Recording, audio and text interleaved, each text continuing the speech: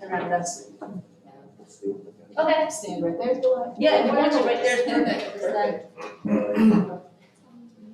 Ready to go when you are. Okay, welcome to the Delaware Academy School District Board Meeting, or monthly board meeting, and please rise for the pledge of allegiance. I pledge allegiance to the flag of the United States of America and to the republic for which it stands, one nation, under God, indivisible, with liberty and justice for all. Okay. All right, for this evening, we'll have presentations, and our first presentation is from the High School Student Senate, Mr. Tyler Brannigan and Ms. Adriana Marino. Please come on up.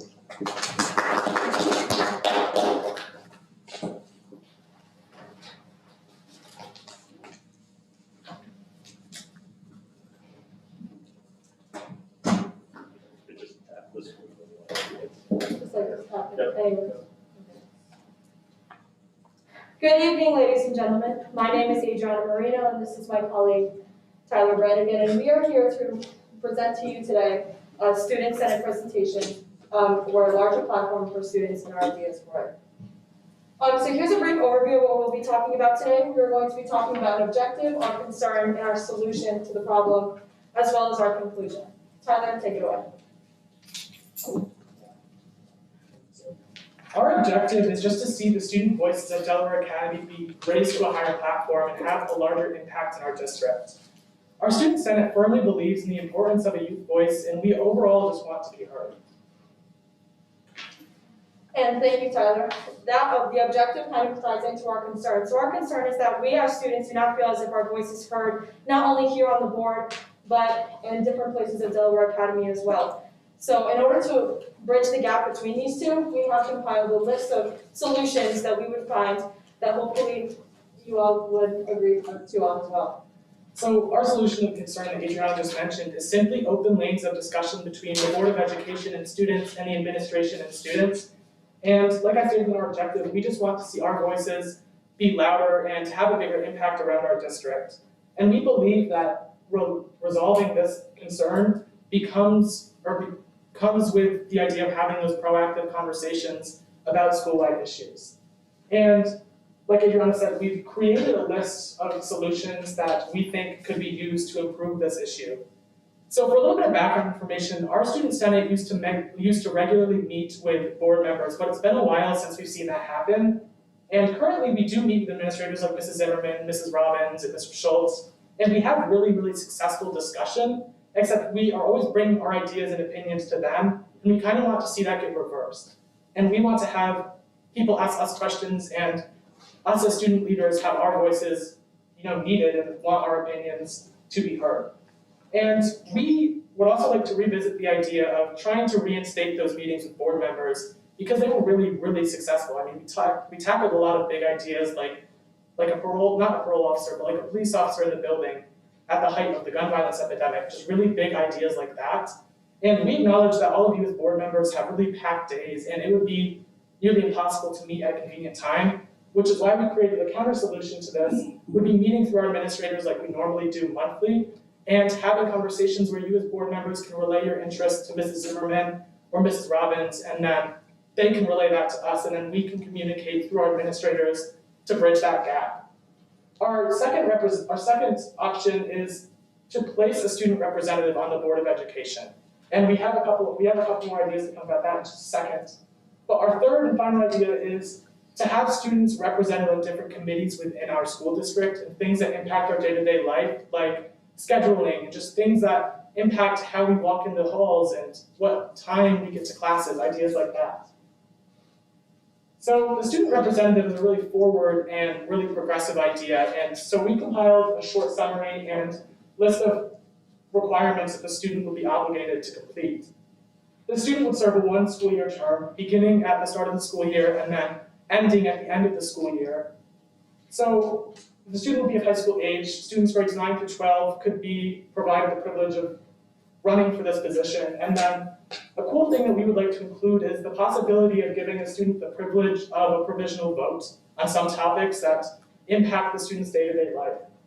And for requirements, the student would be required to attend board meetings and be present at them and proactive in them, and also be able to represent their students and communicate with those who would have elected them and those they are there to represent. And our third is to be able to speak on any topic and be firm in their beliefs, but also be open to listening and hearing what older people have to say to us that we might not have thought of. So we've compiled a short plan that we would like to see happen to take steps to implement this student representative. Step one starts with gaining the Board of Education and Administrative approval that we can start establishing this position and start creating this seat. Our second step starts with the beginning of next school year, just to give a definite timeline where students could enter their name to be elected to this position and then have a sort of campaign and then election process where the winner would be the student representative who sits at the chair. Our third step is to introduce the new representative to you as board members and to administrators and allow you to make that connection and allow them to know who they'll be working with and what they're supposed to do. Our fourth step truly marks the beginning of this process and this plan is to allow the representative to start coming to board meetings and having these conversations and meeting with all of you. Our fifth step is sort of a sub-step to four, but it still follows a chronological order. And this will be when students are expected to release a very brief statement about the proceedings of any important meeting, whether it be a board meeting or meeting with administrators, when they would just release a short statement that can be put out to the student body for like, this is what happened, we talked about this topic, this is what I believe as your representative. And then our sixth step is just to allow the student to complete their term until the end of the school year and allow them to keep attending board meetings. Thank you, Tyler. And in conclusion, ladies and gentlemen, we just want to fill that void between the board members and the students. We want to have our voices heard, and these are just solutions that we have compiled as a student senate to kind of fix those situations. Thank you so much for listening to our presentation. Is there any questions? So in the past, have you been part of a committee or various committees, can you recall, or what? So I was in middle school student senate when we met with, I believe it was Mr. Wilson, and he would attend our student senate meetings and ask us a lot of questions, but we were never on specific committees, which is one of the 3 points that we wanted to bring up, is allowing students to be represented in those. And there has been many other districts who have kind of progressed into that stage where they actually have a sitting student on the Board of Education, but the student doesn't vote. They're just there to represent the students. Might be helpful to get an example of that. Maybe we could do some fact finding as to how they work that out operationally, governance wise, bylaws. There's things that we have to think through, but it might be fun to check it out and see what they did. So Mr. Haight, I have firsthand experience with that. Okay, good. I have an example. In my prior district, for a number of years, we had a student member on our Board of Education. And that student came to every board meeting and sat as a member, had their own name template. Legally, they cannot be a voting member of the Board of Education, nor can they come into executive session. But during public session, they sat. We had a standing part on the agenda when we did the roundtable, where we asked for a report from the student on what's going on at the school, what are some events that are coming up that you'd like to invite board members to attend, just give us, kind of some feedback. Also, when there was any conversation that touched on students, arguably everything touches on our students, but then we had a student voice there to kind of give us an opinion, and it also serves to help that student to grow, right, in an advocacy role, not only on behalf of other students, but to take information back from this level and this perspective to turn that back to their peers. I was thrilled when they brought this idea to me. I've seen it work and work quite well. And there was also a training that student engaged in preparation for this. Rather than an election, however, it was an interview process, and there were a number of different people on that panel and interviewed students for the position. And then it was just like they were, interviewing for a job, and then a student was selected. And they actually joined July 1, so during the start of the new year. So I think that these students did an amazing job presenting this to us. It was a learning experience for me because as I go to student senate meetings, and this was first proposed to say, hey, Mrs. Zimmerman, you're always coming and offering suggestions to us or information coming this way. We want it to come the other way around. We want you to ask questions before decisions are made. And I thought that was a great suggestion. So as I come to Senate meetings now, I'll be approaching with a different lens and engaging in that way. So we don't have to make a decision tonight. I would recommend that we take time as a board to talk about that, maybe explore it a little bit further, and then see if it's something that we want to entertain. The other part that I was thinking about is, it sounds to me in your description, you're interested in sort of rolling up your sleeves a little bit and, maybe there's appropriate committee structure that we could think about for topics and ways that they could know a little bit more about some of the things that we do. Because that's where a lot of the discussions, the in-depth discussions happen that you might be interested in. This is a little more formal and sort of yay and nay-ish, right? Not as much, let's really get the papers out and line by line sort of look at things. Maybe it's a combination of a few different things we can do to get where you want to go. That's a good idea. And I will suggest to anyone who's interested in however we decide to do this, start coming to the board meetings now, next month, March, April, May, June, so they have an idea of how it works. So any student who is interested and ever at all, please come to our board meetings. It will help you understand some of the decisions that we're making and why we're making them. So more participation would always be better, so definitely. Feel free to start. I also would want to remind everybody that the language within our mission of our district, I'll read it word for word, is our students will enter society with the ability to embrace change with confidence, altruism, adaptability. We've committed to providing a wide range of academic and extracurricular opportunities that help our students to develop critical thinking and innovative thinking.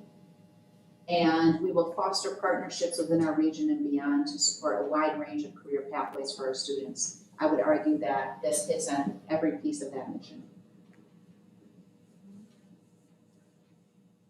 All right, any other one? Thank you very much. Thank you. Don't go far, Adriana. Switch out. And we will now have the High School National Honor Society, Adriana Morales.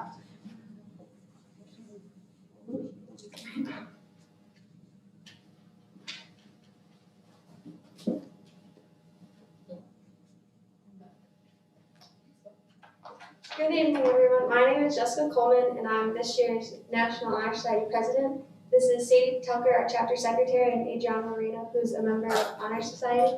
And on behalf of Honor Society, we would like to talk to you about our group project idea.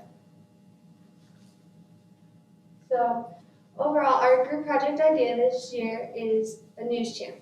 So our news channel idea, we'll talk about the why and where. We'll talk about the layout, which will be bi-weekly. We'll also talk about the logistics as far as positions and needs from faculty. We've also thought about the plan for moving forward and future plans for this project. So what is our news channel idea? Our news channel idea will be, our news channel idea will be via Instagram, and we'll talk about the plans for the week with like latest news, sports, town politics, basically whatever the people in Delhi and Delaware Academy need to know. So you might be asking yourself, why?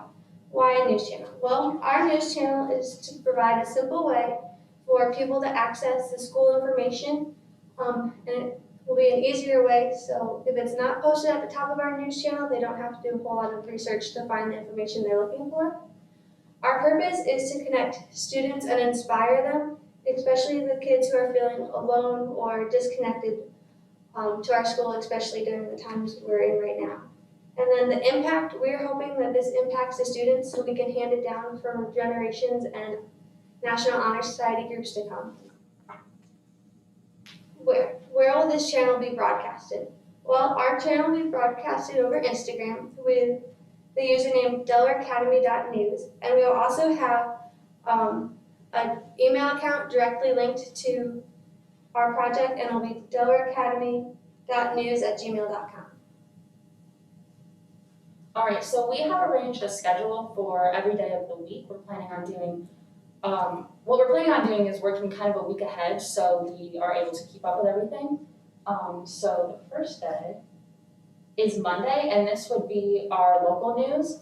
So we would start with class updates, school updates, sports updates. So this would be anything really like happening in the school, whether it's like important decisions, sports updates, which will hopefully be happening soon, different events going on, student senate activities, different stuff like that, just to keep students involved with what's happening within our district. Tuesday would be our political segment, and this would cover local news, federal news, just a big picture. So we would work closely with Mrs. McGrath, who is our government teacher, just to make sure that everything that we are providing to our student body is fair, not biased news. Just because we feel like we should become very informed citizens, like we are the generation that is going to be shaping things very soon. So to keep our students informed and involved with what's happening within our country is important to us. So Wednesday would be our Wednesday reflection. And this would be kind of like an interview with somebody within the school, whether it's like a teacher or a student or maybe a member of the board, just to see what's going around in the school and get their opinion on certain things. We think that this would be kind of interesting to do, especially with students, just so people can relate to other people, and with teachers, obviously, that would be fun to do because then we'd be involving more of the community, which is our ultimate goal. Thursday would be our break day, just because obviously this is going to require a substantial amount of work. So we would need just a minute to kind of get everything together. And then Friday is our last day. This would be like our giveaway type thing, which we're really excited about. And we would do like kind of a drawing thing with students within our district. And this we're really excited for. We were thinking about this earlier. Usually around this time we have sports events that we all go to, and like they're throwing free t-shirts at us, and like that gets everybody really excited. So to have that like sort of same idea would be something that kids would look forward to, and it would keep them involved in our Instagram page. And yeah.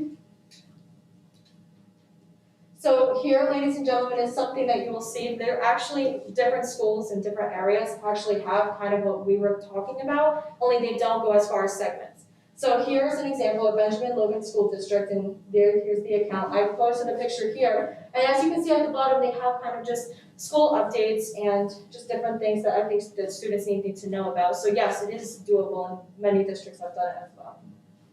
So what are the logistics of this project? So we have compiled a list of positions that we will be doing for our Honor Societal project. So we have compiled film editor, filmer, host for each segment, research collectors, and we also have a scripter. As you can see here, we have put together 4 categories for each of the segments. So in each segment, we have our film editor, filmer, host, research collectors, and scripter. You notice here on our Friday giveaway, you won't see like a huge compiled list because there's not really much that you need to do for this segment. But this is that we have thought very far ahead into this project, as you can see. And so what are some things that we need from DA? So what we need from DA is a way to advertise, a way to get the message out. So we were thinking that we could use we could televise our segments on the school TVs that are posted around the school. We were also thinking we could advertise it on our school website so that other students can get connected to it that don't have necessarily a social media. We also need gifts for our giveaway for our Friday segment. We may use some of the Honor Societal budget for those, but overall, if we're going to create like a sustainable project that will be used for years to come, we need kind of like a budget for that. We need an assistant on fact checking like the scripts, and this is where we're going to use our teachers, and this is where we want to use like film club. We want to get everybody connected in this project, because that's overall what we're trying to do, right? Is we're trying to come together as both a community and a school district. So here's our plans moving forward. after we just talked about the positions. So as you can see, we have 4 phases. So our first phase is that we're assigning positions. We as Honor Society have already done that. We had a meeting last week and that's what we discussed, and so all of our students have positions. Now, our next phase that we're gonna do is we're gonna pick a trial run. So of course, we're not going to start researching about news that's gonna happen in 2 weeks from now because we don't know what's gonna happen. This world is very Give me a minute. quick to change. So we're going to pick a week in which everyone can do, and that's when we're gonna start and really create our pilot. So what our pilot trial week is that we're going to basically pick a week, everyone's got it, and we're gonna try and see how we can implement these segments into the weeks and if us seniors can actually pull it off. And this it'll be posted, might be private, we might publicly. We just wanna see different feedbacks from different students about our project. And then we get to production, which this will be when we have all the kinks all sorted out, and then we get to continue this project from when our trial week runs all the way to the end of the school year. So, what are our future goals for this project? Our future goals for this project is that we expand to more than one platform instead of just Instagram. We want to expand to our school Twitter page. We want to expand to our Facebook. And that way, we can include different members of the community that have different types of social medias. We also want to broadcast our Instagram on the school televisions, this segments, so that students who don't have access to social media, because I know when I was 14, I wasn't allowed to have Snapchat or Instagram. So I think that just seeing our faces and knowing that we care on the school television, it will mean the whole world to a bunch of our students. And in conclusion, the members of Honor Society hope to create a sustainable project that will not only benefit the school district, but our community as well. Are there any questions? So is this a project that you guys would work on in school during Honor Society meetings, or are you doing the video and stuff at home?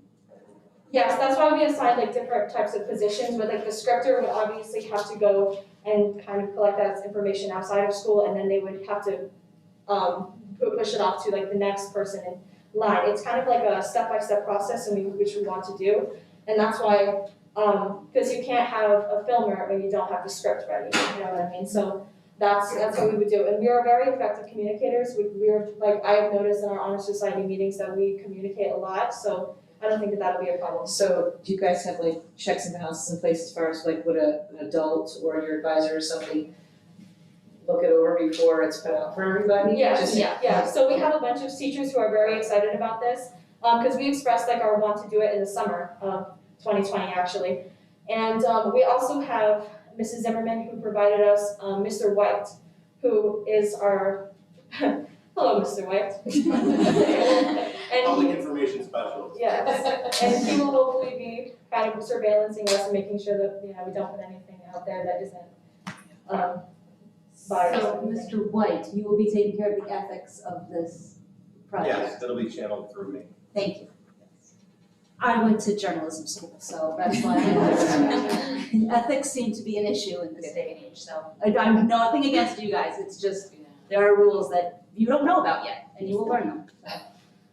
Yes, of course, and we are all, I'm internshipping with Mr. Schultz, and he gave me a school law book, and which essentially just states all of our what we're supposed to say, what we aren't supposed to say, and so we are looking at that rigorously, and we will not be saying anything that doesn't represent only the height of DA. I'm helping with an internship, all right?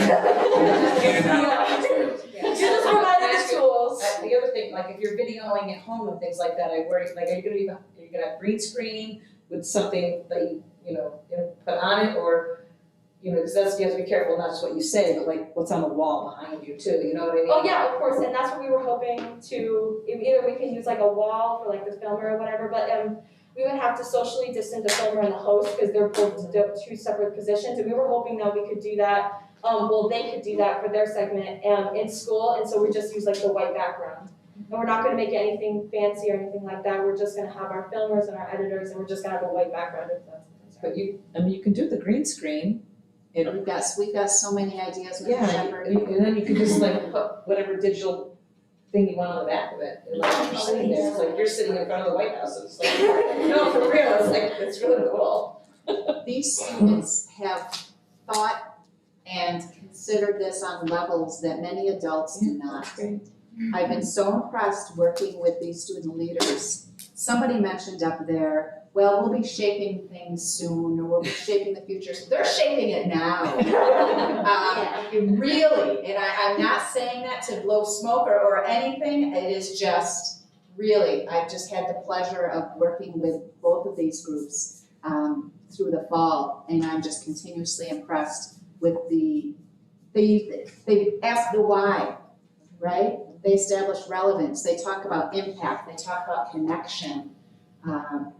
How long do we try to get adults to come to these realizations, right? It's just, I could not be more proud. And I've said to every one of these students, we're gonna let you go and spread your wings in college, but after they need to come back, settle in Delhi, right? Because these are the quality of adults that we need here to continue to build our communities. So really, really well done. Thank you. Yeah, and we also, I just wanted to bring up, because Mrs. Zimmerman, you mentioned this, we were talking about adding it into like the Delhi Tel channel. Oh, Delhi One. Yeah, just as like something that the community could all get involved in, because I know for me, my parents always like to ask me what's going on in school. So like, it would be nice to be like, oh, well, this is what's going on in school, and then I could just, everybody gets involved, so it's a nice way to tie us all together. Goal number 4, Delaware Academy will develop and maintain collaborative relationships with and between our district and the communities it serves. And the students will be doing that, that's Awesome, Thank you. love it.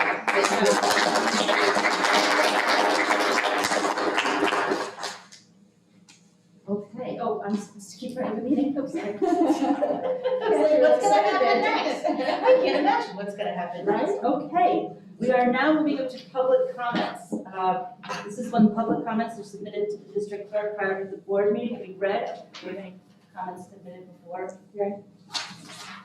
The only note submitted before is from Nathaniel Bethany, and he is here So let me finish, Right, I so- gotta finish this. Yeah, but nothing else was submitted ahead. Okay, thank you, Mrs. Zimmerman. The board will not respond to the comments and questions during the meeting, but may refer to the appropriate administrator to follow up with the individual submitting the comment. The Board of Education believes that open communication with our parents, students, teachers, personnel, and district residents is very important.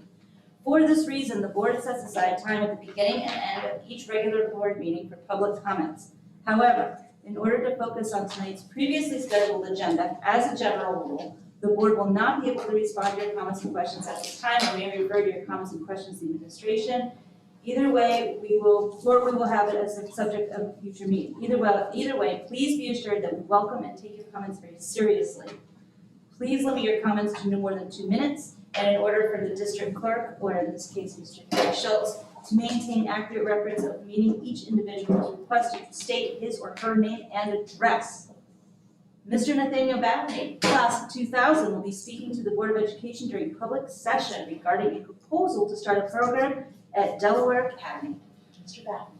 Would you like me to come Yes, right- please. Right up front? Right up front where the students were, yes, please. Thank you for your patience with my spiel. Yes. How are you all doing this evening?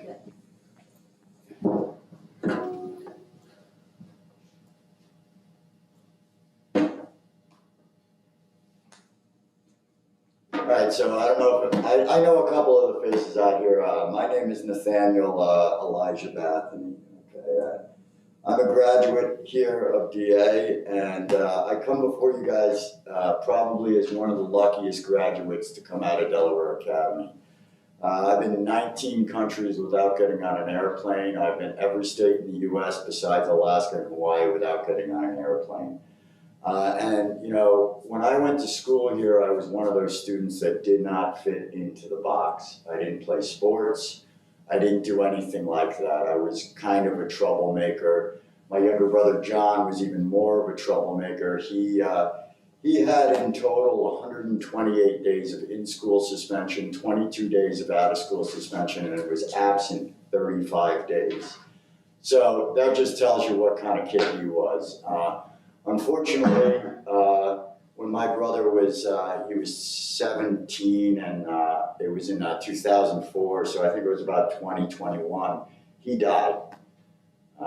He left Delhi and crashed my car right outside of Delhi, and that really affected me majorly as a young man. When he died, I ran amok. I went all the way from here to Rio de Janeiro without getting on an airplane. And that thing right there saved my life. Without that instrument, I wouldn't be standing here. So, you know, the program that I would like to institute here at Delaware Academy is where my charity organization donates musical instruments, guitars, mountain dulcimers, just a plethora of instruments to this school.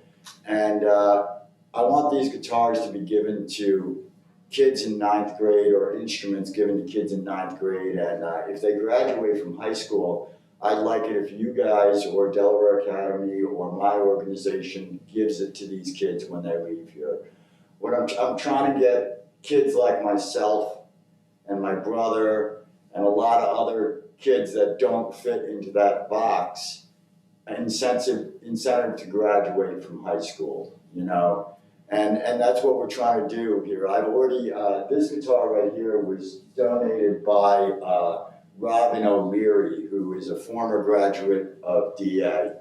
And there was another one over there, that's my personal instrument. And, you know, this high school has produced some of the greatest musicians. I mean, you look at somebody like Donovan Pyle, he took it to a whole nother level. You look at Kellen Robson, he also took it to a whole another level. And the music department here right now is hurting, from what I understand. And I know you guys are working on getting somebody else in there, but if my organization can give you guys some instruments and institute this program, I think we can, you know, we can get some kids that normally wouldn't want to graduate from high school incented to graduate, you know, and that's all I'm trying to do here. I'll keep it short and brief and just, you know, this guitar I'm going to donate. This guitar I would like to donate also. And this guitar I'm donating in memory of my brother John, another student that went here that didn't make it. He died in Costa Rica, was Brandon Rollins. And then also my best friend in Central America was a woman named Alejandra. Her father was one of the founders of the BBC. And she was a very, very special person. So I know there's a little bit of red tape with me giving these guitars to you guys and everything, but I'm willing to do what it takes to try and get this program instituted. I'm going to meet with the superintendent at the beginning of next month, and maybe we can iron out some details on exactly what we want to do and how we want to do it. Either way, I'm still going to be donating instruments to you. Whether or not that program gets approved or not, that's, you know, that's up to you guys and us to try and work something out. It's, you know, it's up to us. I just want to try and help. I've already, there's a young woman named Bella that goes to school here, and her mother had heard about the program, and she came to me, and her mother asked if I could do something. I immediately drove to her house the next day and handed her daughter a $400 guitar that had been donated to me. And the joy I saw in that young woman's eyes was amazing. And she has a great voice, and she will make it in that industry if she wants to. It's up to her, you know, how far she wants to take it. You know, it's up to her. That's not what we're trying to do here. We're just trying to inspire kids. I also, through my father and through my travels, I know Grammy-nominated musicians. One of the fathers of modern jazz guitar lives right here in Delhi. And he's willing to give lessons. My father's willing to give lessons, and a bunch of other really, really incredible musicians want to teach, and they want to teach the kids that go here too, outside of school. You know, they're willing to do that. I've already given a guitar away to a kid in Margaretville. I did the same thing. I'm working with their music teacher over there. to get lessons set up for kids that want to learn too. I'm going to try and work with South Cartwright and Roxbury and Stanford and Walton along with you guys to make this all work. The Catskills are a very special place. Mr. So- Bethany? yeah. I'm You sorry, wanna but cut me off? All right, I'll talk for too long, but when we get through this, you know, when me and her will iron out the red tape, I'll bring these back to you guys, okay? Thank you for your time. Yeah. I really appreciate it. Okay. We have to go on to routine matters. No, I have Oh, you have another. oh, I'm Yeah. sorry. Don Bender. Oh, that's signed right, I it. apologize, Mr. Bender. For people that don't know me behind the mask, I'm Don Bender and Eric Alexander, and I'm the president of the local snowmobile club for the past 10 years. Eric's our board member and also our trail coordinator and trail boss. This past weekend, we received a phone call from a landowner saying that he did not want us on his property anymore. That was John Cook. Felt that his liability was too big now. He has been using the school property for the last 8 years. A trail that is across the river, behind the hospital, through the pond, and then we come back up again. What we like help with is if we could use the trail system that is now a walking trail that would be on the south side of 28, cross Arbor Hill, get on your trail system, and then come out to the auxiliary soccer field down here. I have here an up-to-date $5 million, $2 million rider policy that our trail is sanctioned through New York State. And we were giving these certificates to Bill Bartlett every year from the inception of when we started the lower trail. So I don't want to take all your time, but we're just looking for a little help to be able to get into the village of Delhi. Food, gas, help the local merchants out, repairs, and then go on through Legion, and then go all the way through. Currently going around now with 2 maps. One map is the current trail that we have. That one hasn't gone up yet. Okay. Thank you. And also the situation with John Cook is, when they put their facility in, they never did water management, and all the water runs down over the bank. And every year I have to go down with the backhoe and straighten the trail up. So it might be a blessing in disguise if you guys were to approve this relocation, that we don't have to maintain that trail every year, which is, it's narrow, it's a pain. Right. And we're also down in the swamps.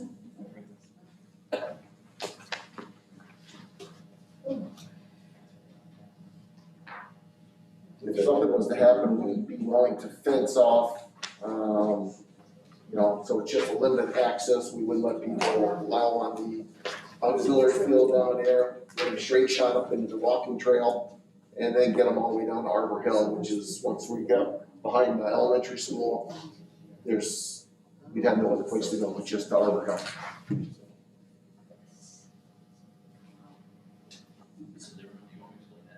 This is all. Yes. So they want to cross it. I think it's, no, I can understand, I think it's pretty self-explanatory. Certainly this brings, you know, this will beg a lot of questions that we need to look into. Did you say you did have a Yeah, this is insurance certificate? that was issued today, it wasn't, Okay. one had been issued for this year. Then we also issued one to the village of Delhi, they request one every year as well. So basically everybody that we travel on, landowner, commercial properties, municipalities, they all get the same insurance form. And you guys currently already use some school property? We do, we have for the last, we approached the board about 8 or 9 years ago. On the and- side of the road? Okay. On the far side of the road, so we're using everything behind the hospital, behind the motel, behind John Cook's, and then we come up through the pond. Oh, so just behind Smith Pond and Smith Pond. where the garden is and all that Right, stuff. and we've actually bulldozed, Bill Bartlett let us put a bulldozer down in there to make the trail even better. And then we relocated the building that used to be down over the bank, we dragged that up, and then I think that was donated to somebody, a Boy Scout, somebody took it. Yeah, so, however you can help us out, we're kind of dire need to keep a trail into the village. Makes a lot of sense. Well, I'm, knowing that you're coming tonight, I just kind of tried to gather some background information. I understand you've enjoyed a positive relationship with the district as it currently exists. Certainly what you're proposing brings up a number of other questions I'm that sure, we'll yeah. need an opportunity as a board to discuss, and gather input from our insurance provider. No, it's fair and legal, enough. of course, so. And thank you for providing the maps, because that gives us the idea, now we Yes, see exactly what you're yes. asking. The three different colors on the map closer to the athletic fields are three different areas we could possibly go to. Obviously, further away from the school we can be, we'd be better off, obviously for the rest. Most of the snowmobiling occurs in the county sometime after 3 p.m. and mostly on holidays and weekends.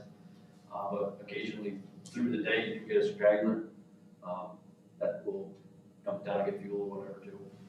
One of the other concerns that we have if we use one of those ones on the athletic field is the amount of snow. You could ride up on Meredith and have plenty of snow, but when you get down to the villages, sometimes the snow becomes a little bit thinner. That's why And we could gate it. We put gates up on the flats, Bergen's Flats, they have a lot of craps on there. There's 2 people that have a key, trail boss, and then the owner themselves. If they feel the snow is not adequate enough, they lock the gate, and it stops traffic, which would stop traffic basically coming all the way up through here, from the infirmary all the way up through anyway. But that's something I would work with landowners, that at their discretion, they don't feel it's adequate snow, we don't want crop damage, we're gonna lock the gate. So this may be a silly question. I know there's a start date for snowmobiling when hunting's over, but is there an end date or is it just when the snow's gone? just when the snow's. Okay. When the snow is gone, yeah, we typically start the Wednesday after hunting season, which is like the 22nd, 23rd. Then we typically go to whenever, Okay. you know. Don and Eric, do you have ways to mark where you're headed, so if there's, your designated path? Yep, we have directional arrows we can put in the woods. We also make like 2x2 posts that are painted orange with reflectors on top and bottom. With and we can space them 5-6 feet apart, just as long as we have a sled width in and out, so they're not riding like trying to race in the field or too wide or whatever. Right. So it'd be clear to someone that. It'll be cleared. We can set up snow fences, we can set up rope with ribbons on them to channel them away from. You'll see our stop signs that are down here, well, we didn't put stop signs up because the whole thing got closed quickly, but wherever we cross the road, it'll be a stop head sign and a stop sign at the location, as required by the New York State Snowmobile Association. We have to follow their guidelines to make the trail as safe as possible. What are some of the other, you mentioned you have an agreement with the Village of Delhi, We do. is that right? What are the other entities around? The hospital, Hospital, okay. college, we go across, we have an association with Caddy and with Delhi Tech as well. We use their property. By the golf course. By the golf course. And at one time, they were all opposed to not letting us on the golf course. Now they want to bring a trail to Bluestone. I'll tell you right now, any snowmobiler, fanatical as we are, they might drive the worst piece of car, they're gonna have a brand new snowmobile. And they're gonna, Tammy can tell you, her husband's in the same boat, we're all snowmobilers. John's the same way, there's snow on the ground, we go and we spend money at the eateries and things like that, so. Winter vacation. And I know they're also probably older seniors or juniors that maybe ride to school too, so it's important that we kind of give them a safe way to get in. Safe ride in town, yeah. Well, we just made it about the students. Yes. Well done, nicely, nice. Right in there. You do see sleds occasionally. Brand new skis on that one, right? Yeah. You will see snowmobiles occasionally at the bus garage, I know, I have seen them before. My wife rides it, so, she's not a student, but she don't ride it. Well, Don, I do have your phone number. Okay, Is this so- the best number to reach you at? I'll give you 746 my cell as well. 73 435. Yeah, let's tell everyone his phone number. Sure. Okay. All right, great. What's your mother's maiden name? Yeah.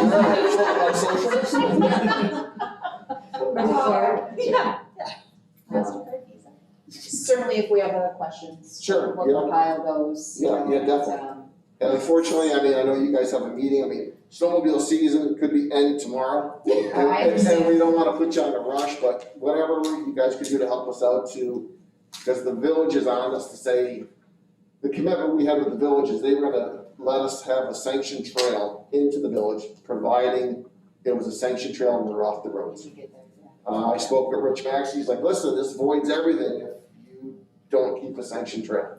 So that's where we're, They don't want us on Delaware. we don't want to Delaware having a, That makes sense. yeah, we're trying to stay away from the residents and be, considerate, polite. You don't wanna go down that That's street, true, it's huh? not good for your fees. It's not, no, exactly, no, so, No, it's not safe for anybody. no, it's not, so, but we appreciate whatever you do to help us. Okay, well, thank you very much. Sure. Thank you. Thank you, guys. Now I can go on to my routine matters. All right, I would like to do A and B together. Approve the minutes for the regular meeting held on December 14th and approve the minutes for the special meeting held on December 21st. A motion, please. Thank you, Kim, and second. Second. Thank you, Lucy. Any questions or comments? I need to abstain from the regular meeting. The regular, I need to abstain from the special meeting. Thank you for reminding me. All in favor? Any opposed? And the motion is carried. Carrie, should be both of those abstentions. Got it. Yes, James is the 14th, I'm the 21st. All right, I would like to do C and D at the same time. The authorization for the superintendent to sign revised contract and personnel recommendations. A motion, please. So moved. Thank you, Kim, and second. Second. Thank you, Tammy. Any questions or comments? I'm going to abstain from one more day. Okay. Any other questions or comments? All in favor? Aye. Any opposed? And the motion is carried. I would just like to make a comment. It's Oh, been, sorry. I don't know how long since we've had an influx of student teachers. So that's. So as you can imagine with everything else, it's very challenging for schools to place student teachers right now because of COVID. There are many districts who have said, no, thank you, we don't need one more thing to worry about. We have been encouraged by the state education department to please not us specifically reconsider, because we never denied that request, but encouraging districts to consider continuing to provide this experience for teachers. Personally, I feel strongly about growing future teachers and future leaders. And if we can do this safely and within all of our protocols, I see no reason to deny the opportunity to our district, but also to future student teachers. Along those lines, I have personally met with every student teacher before they start or within a week or two that they've come here. So that, so I have an ability to understand what their goals are with us and what kind of experience they'll be getting, put a face with a name. And I always offer them the opportunity before they leave their placement to come and sit down and talk to me, where I can share strategies for interviewing, what I typically look for when hiring faculty and staff, and any way that we can do our part to grow and provide for positive, strong teachers coming into the workforce. So Thank you for doing that. no, absolutely, absolutely. So it's been, it's been fun for me to talk with students and pick their brain on what they're learning right now, outside of the field. Find out the new stuff. Yeah, actually, I mean, Absolutely. hopefully this makes future hiring processes a little less painful. Yes. Thank you. Yes, You guys talked about the contract modification in first exec? we did. we did. Just to make sure. All right, I would like to do E and F, financial reports and CSE recommendations in one. Motion, please. So moved. Go for it, Kim, I guess it's gonna be you. A second? Second? Thank you, Tammy. Just clicking. Any questions or comments? All in favor? Any opposed? And the motion is carried. All right, reports. This is Natalie's here. I didn't see you come in, but I wanted to make sure you were still. No, you're fine, no. Thank you for making it for us, we appreciate it. Okay, so I don't have a ton. One thing I just wanted to say is I want to thank Kelly actually for having us put the student teachers on the agenda. Truthfully, I've in my building had a lot of student teachers the last several years, but it was just never a board agenda item. It was nothing that we put on the agenda. So you may not have known all the student teachers we had, but Kelly, when Kelly came in, she had us do that, and I think it's great, because now you do know who's in the buildings and who's there. So I just wanted to mention that. And we hired a new school nurse. We talked about that a little bit at the end of last month.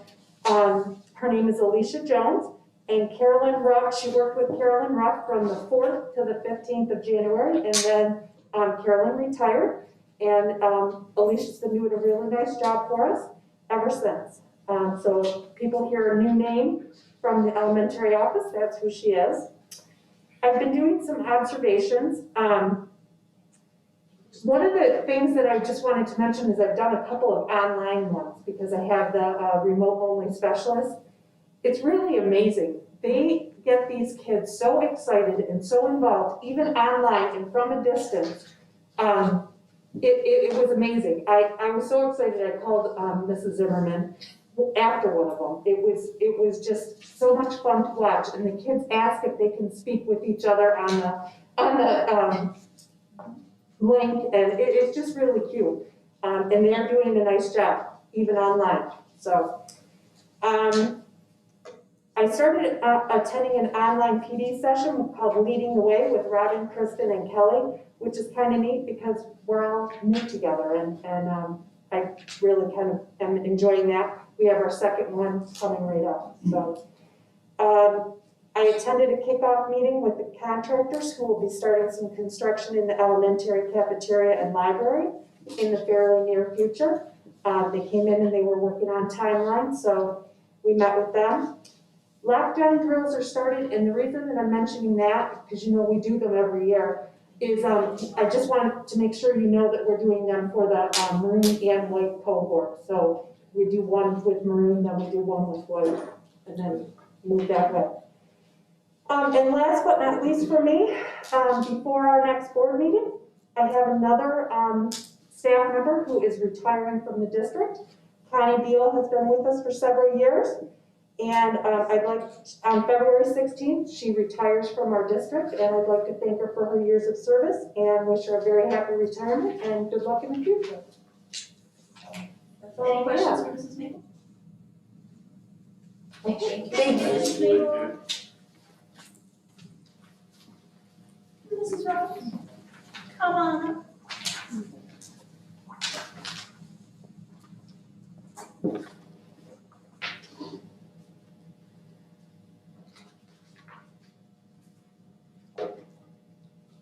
Well, I'm just gonna say, even though I really can't take much credit for it, those students, they're amazing, aren't they?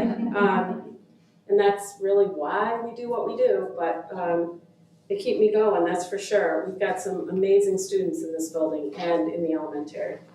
It is the end of the second quarter on Friday, so as much as we're having fun with our students, we also, we'll see what the half year brings. I know that we're working on a lot of things right now in this building related to academics.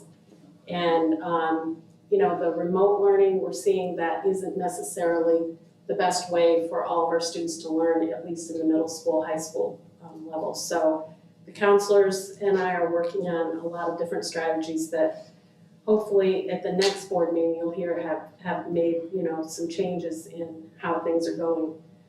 Grades are due from my teachers next Wednesday, so report cards will be mailed out that first week in February. Or I take that back, the second week in February. They're due that the 3rd, that's a Wednesday, that first week. So they'll be going out the second week. And we are looking at bringing back some of our remote-only students. So we started that process today, actually making phone calls, and they're the students that we can just see at this point, half year, are not, you know, able to keep up with the progress that they need to keep up with. So we're making those phone calls home and trying to help our parents and our families see that it would be best for the students to come back at least at the hybrid, depending on where that student is. They're 7th graders, they could come back full-time, and everyone else will be hybrid. Some of the other things that we're doing, we're looking at new and innovative ways to help our students to learn more effectively here in the second half of the year. We're doing a lot of different innovative ideas that the teachers have come up with. And I think that we're going to, that's going to be our theme for the next second half, is try to come up with as many different ways to help our students in whatever way they need to be successful. And then with that, we have to always be looking at the emotional and social well-being of our students. And that definitely has taken a toll during this pandemic time for our teenagers. So we're having things like the Student Senate is sponsoring a locker contest, and that starts next week. And that's going to be basically by grade level, but we think we're going to have a lot of fun with that. This silly little box is in the cafeteria's joke box. We have a joke contest, and that's been going a little slow, but my theme is, to make us laugh. So it's actually pretty cool right now, some jokes that we'll be telling during the morning announcements, and they do get little prizes. There's actually a musical being planned by Kim Carlson and Zachary West, and they're holding tryouts. So we're still gonna move forward with our musical. I'm also working on observations, getting those done, and we're starting grade level and department meetings to discuss scheduling for next year. And so at the same time as we're trying to get, our students through this year and to be as successful as they can be in their learning, we've got to start planning for next year. And, there's still a lot of unknowns with that, but we're trying to come up with as many, different situations. We'll have several schedules, I'm sure, different schedule scenarios. And the best part is we have an awesome team across the board. The teachers in this building have just, stepped up and done an amazing job to do everything possible to help our students be the best that they can be. So it's a lot easier when you have a great team. And that's it for me. Any questions? Thank you very much, Ms. Robbins. Mr. Schultz, finish your sentence. No pressure.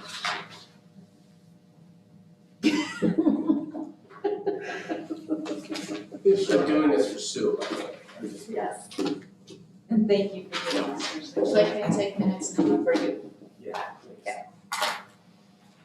Thank God. I'm not good at this. Stay in the lines, please.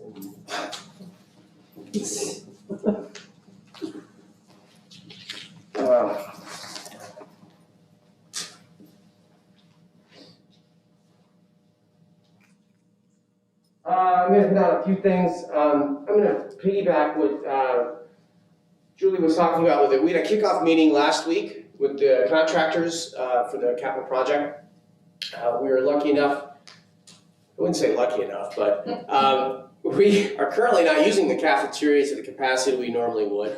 So we're able to get contractors, and that's not a joke, that's not a good thing. I know. But You gotta have some, yeah, in the realm of construction, I guess it's really nice. So we are actually looking at possibly starting construction next month. We don't have a definitive date. We'll probably know something more a better timeline on Wednesday. But we're looking probably first week of February.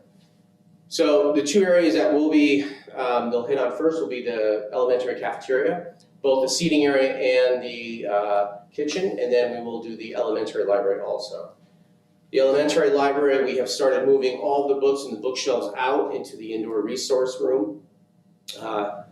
Ms. Oliver, she's going into classrooms right now, so kids actually, I think, make a selection of books that they want each week. She brings them to the students, so she actually will have a functioning library for her right out of that indoor resource recess room.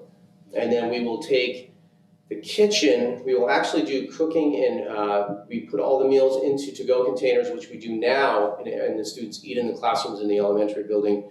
We'll do all of that in the middle school cafeteria. So that is a completely functioning cafeteria.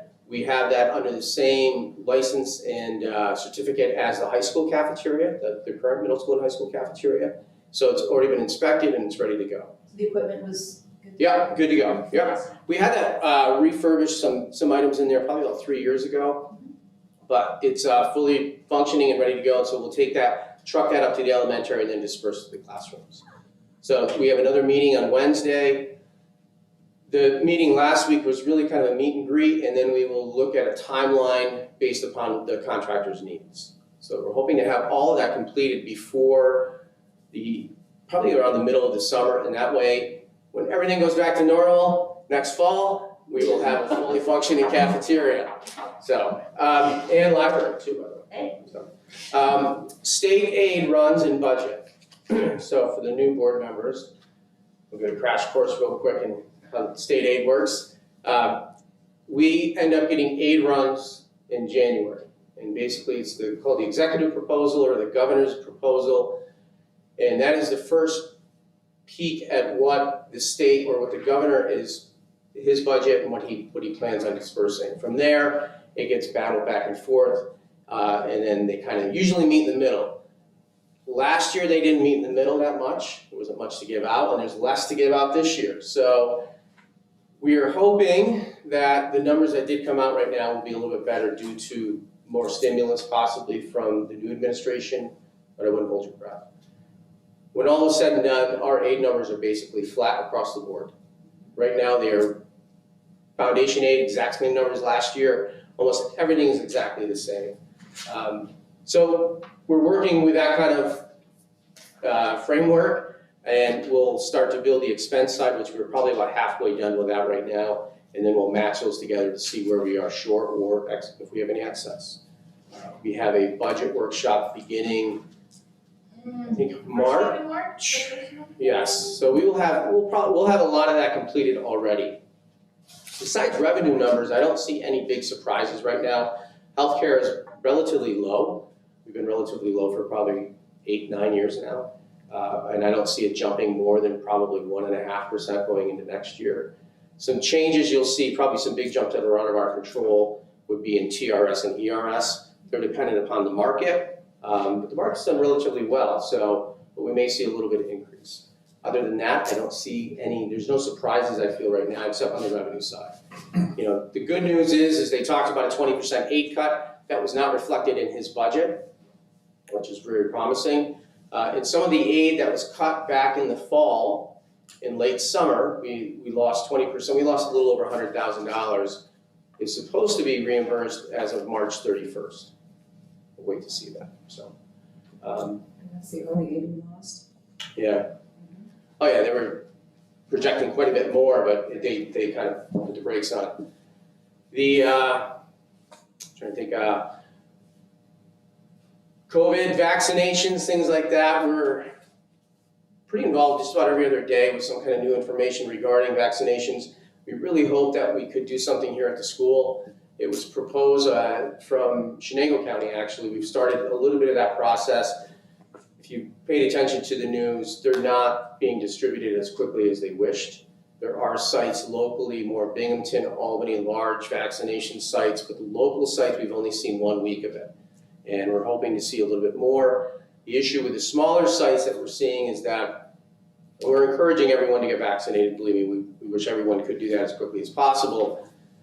The issues that we're seeing is that the vaccinations, and you've seen this too, is that they're coming in, they got about 24 to 48 hours to mobilize. And to mobilize a whole vaccination center with people and PPE and safety and logistics is really not an easy thing to do. They get the vaccinations, let's say they get 200, they have to get rid of them in 5 days. So it's like a pop-up shop almost. And so, you know, we're hoping that they kind of can streamline that a little bit better than what they are right now. So it's not Department of Health's fault. I don't know who to blame for. I'm not going to blame anyone, maybe the federal government. But you know, as far as right now, it's not Department of Health. It's not the local agencies that are really. They're just in the trenches also. As info comes in, we're turnkeying into our faculty and staff. As you all know, faculty and staff, anyone who works in a school is part of phase 1B. And so we are trying to do our part as best as we can to get anyone who wishes to be vaccinated access to that. Including substitute teachers, that is also on the list. Correct. So, when we find out, we're sending links out as quickly as possible to those staff members to see if they can sign up. I know we've had quite a few sign up. We just received another questionnaire this afternoon that we have not put out, but another one stating they're trying to streamline this again, like I said, throughout the local counties. Hopefully they can get clips of vaccinations and try to get that 1A, 1B section of people vaccinated as quickly as possible. So, David CCO is not here this evening, so I'll speak on behalf of him. So I basically kind of went with mine. The kickoff meeting started. We've been talking with Chris Miller. We've been talking with Meg Oliver as far as the library goes and assisting them in whatever they need to get done so that we can get this started as soon as possible. Other than that, I think that's just about it. I think I got it all written down. Did you get it all? So, yeah. Any Person? inquisition from Mr. Schultz? Carrie, the long rumored 20% cuts don't No. appear like they're going to happen at this point. No, not at this point. They're doing something really strange this year. They're trying to combine expense-based aids into one aid category. It sounds like it would be really easy to do, and it'd be easier for us to look at that and to try to budget for it. But things get kind of put into the mix, and I don't know if it's beneficial to districts or not. So we're kind of piecing that together and trying to figure out what are the downsides of that. I don't know if it will stick. They've tried it before, and it didn't really fly that well. But there are there's another budget supposedly the governor has in his pocket in case there's another stimulus plan that comes out, but I'm not banking on that at all at this point. I don't bank on anything at this point, so. The January runs are just the proposed runs. They're just that. And it's not uncommon for many advocacy groups to step in at this point and try to convince the governor to move forward with all, some, or none of the proposal. But what's important in those is being able to really read between the lines and look at what are the implications for state aid, not only to get through next year, but truly what does this hold once the pandemic money goes away, right? What does this hold for us and what will be retained or lost as we project 2, 3, 4, 5 years down the road? So we are looking at it through both lenses. This just gives us kind of a rough estimate on which to start building our expenditure budget. So we'll get into a lot more detail once our budget workshops start. Anything else? Thank you. Thank you very much.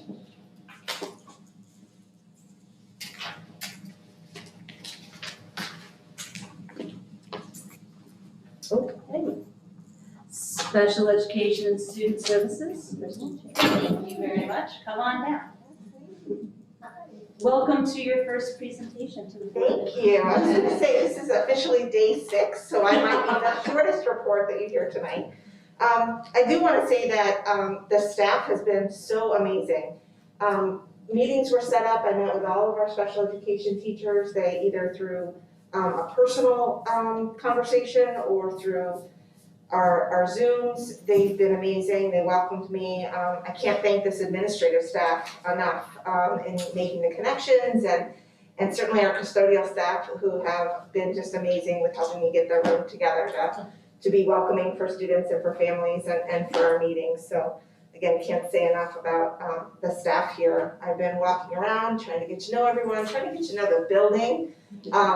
That walk up to the elementary, Julie, that's kind of long. I'm just gonna say. Especially when it's like 2. And then when you don't bring your coat, like it's a bad thing. Yeah. So, but other than that, it's just been a joy.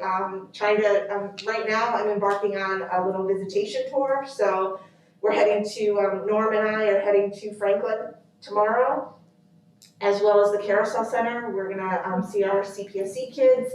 And then later in the week, we'll be at the Herald campus. Again, ONC is now open, so we can go and see our students there. There's a couple other of our out-of-district placements that we'll be doing some virtual stuff with classroom teachers because they're not allowing visitors yet. So that's my next week, is to make sure that I can get to see all of our students who are not in our building. So pretty excited about that. did participate in leading the way with my other colleagues, so just a lot of listening and learning and getting to know each other and leadership styles, and it's just really been a thrill. So day 6, I'll have more for you next time. Thank you so much. Any questions? Any questions for, all right, we're gonna leave you alone. Thank you. Mr. Potter-Ziva.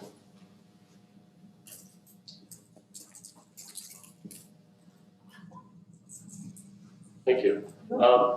So technology has really been, as we have been, focused on the student side of the world, but oftentimes we have to think on a larger scale and where we want to go and where we want to be. And one of the major changes with the state this year is in relation to our technology planning and re-upping that plan. Our plan was set to expire end of this year. The state gave us a 1-year extension. And in a meeting with Carrie and Kelly, we've been talking about the planning process, what we want that to look like, whether we're going to have smart schools funding, drive our planning process, what our goals are, and trying to get an idea of what we want to bring for our next technology meeting in terms of, hey, this is ideas, directions we want to head. So we're really in that phase of having some serious discussions about, okay, we have this money, how do we want to spend it? What are our outcomes? What do we want to look and achieve? And it really ties into a lot of the administrative things that we're doing as well as what are educational goals, what do we want to see as outcomes in that side of the world. So, and in other news, I have an intern who's working with my department as part of the CTEP program, and things have been going well, trying to, with limited 2 days a week of having him, it's not as full bore as a normal internship, and really trying to just give him a full smattering of experiences across the wide array of things that he would experience in the real world. But otherwise, we've been doing pretty well and still waiting for hardware that we ordered in June to come in. So hopefully next month we'll have it. Are there any questions for me? Thank you. Thanks for keeping us going, really, thank you. Mr. Perstwar.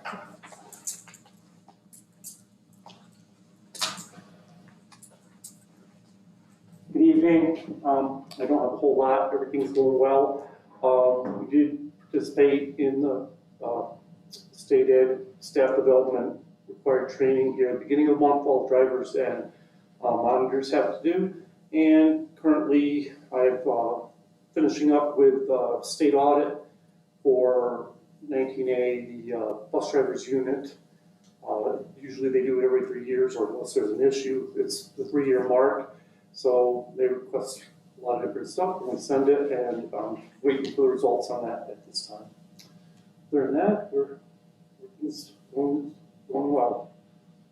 Any questions for Mr. Perstwar? Thank you very much. Mrs. Zimmerman. All right, bear with me, I've got a number of items for everybody tonight. First of all, for those of you who haven't had a chance to meet him face to face yet, Matt White is with us over there. And there you go, wonderful. Matt is the Public Information Specialist from DCMO BOCES, who we have contracted with BOCES a couple days a week.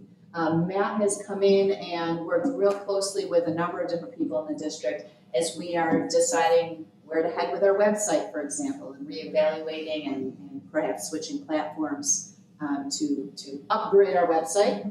Also, all of our social media presence. So the latest posts that you may have seen on Facebook, Twitter, that increased presence there again is contributed to Mr. White. He's working hand in hand with Luke anytime we need to get timely and emergency information turnkey to our entire community.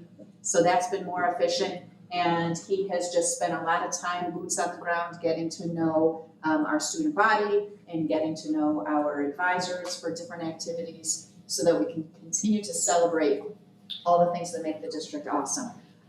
The service has been worth its weight in gold, from my vantage point. And he's really done a great job and is developing a really nice relationship with Luke, and they're working beautifully in tandem for those pieces that overlap. So welcome. You'll see him probably at some board meetings and Certainly if there's anything that you have question about as it pertains to our social media, let us know. And I have asked him down the line, he will be presenting to us on some options for website and where we move with website development. So that's Mr. White. Welcome, thank you. Mrs. Robbins mentioned that we are quickly entering the second half of this school year, if you can believe it. And the last time that we presented on student progress and kind of took an opportunity to look back on our first quarter as we've navigated COVID was at that 10-week look back period. And now here we find ourselves at 20 weeks. So between those two times, we put out 2 surveys, one to our community and one to our teachers, asking about some of the feedback that had come in that first 10 weeks. And one of the resonating questions was, can we be doing something differently on Wednesdays? We had people asking, should we be considering, like other districts do, this concept of fully remote Wednesdays? How can we get our students extra help within our current models? How can we get our teachers the time that they need to catch up and develop robust lessons when now we're teaching in 3 different platforms simultaneously? There were a lot of asks that came out of that are adding to the stress that our students and that our parents and that our teachers navigate every day.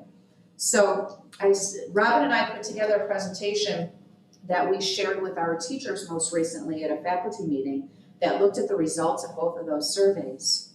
And when we boiled it down to the 3 different models of potential for Wednesdays, one being fully remote Wednesdays, one being don't change anything at all, I'm finally in my groove and please, things are going well. And the other one being, could we come up with some idea for flexible something on Wednesdays where students could have options to go and seek extra help from their teachers or vice versa.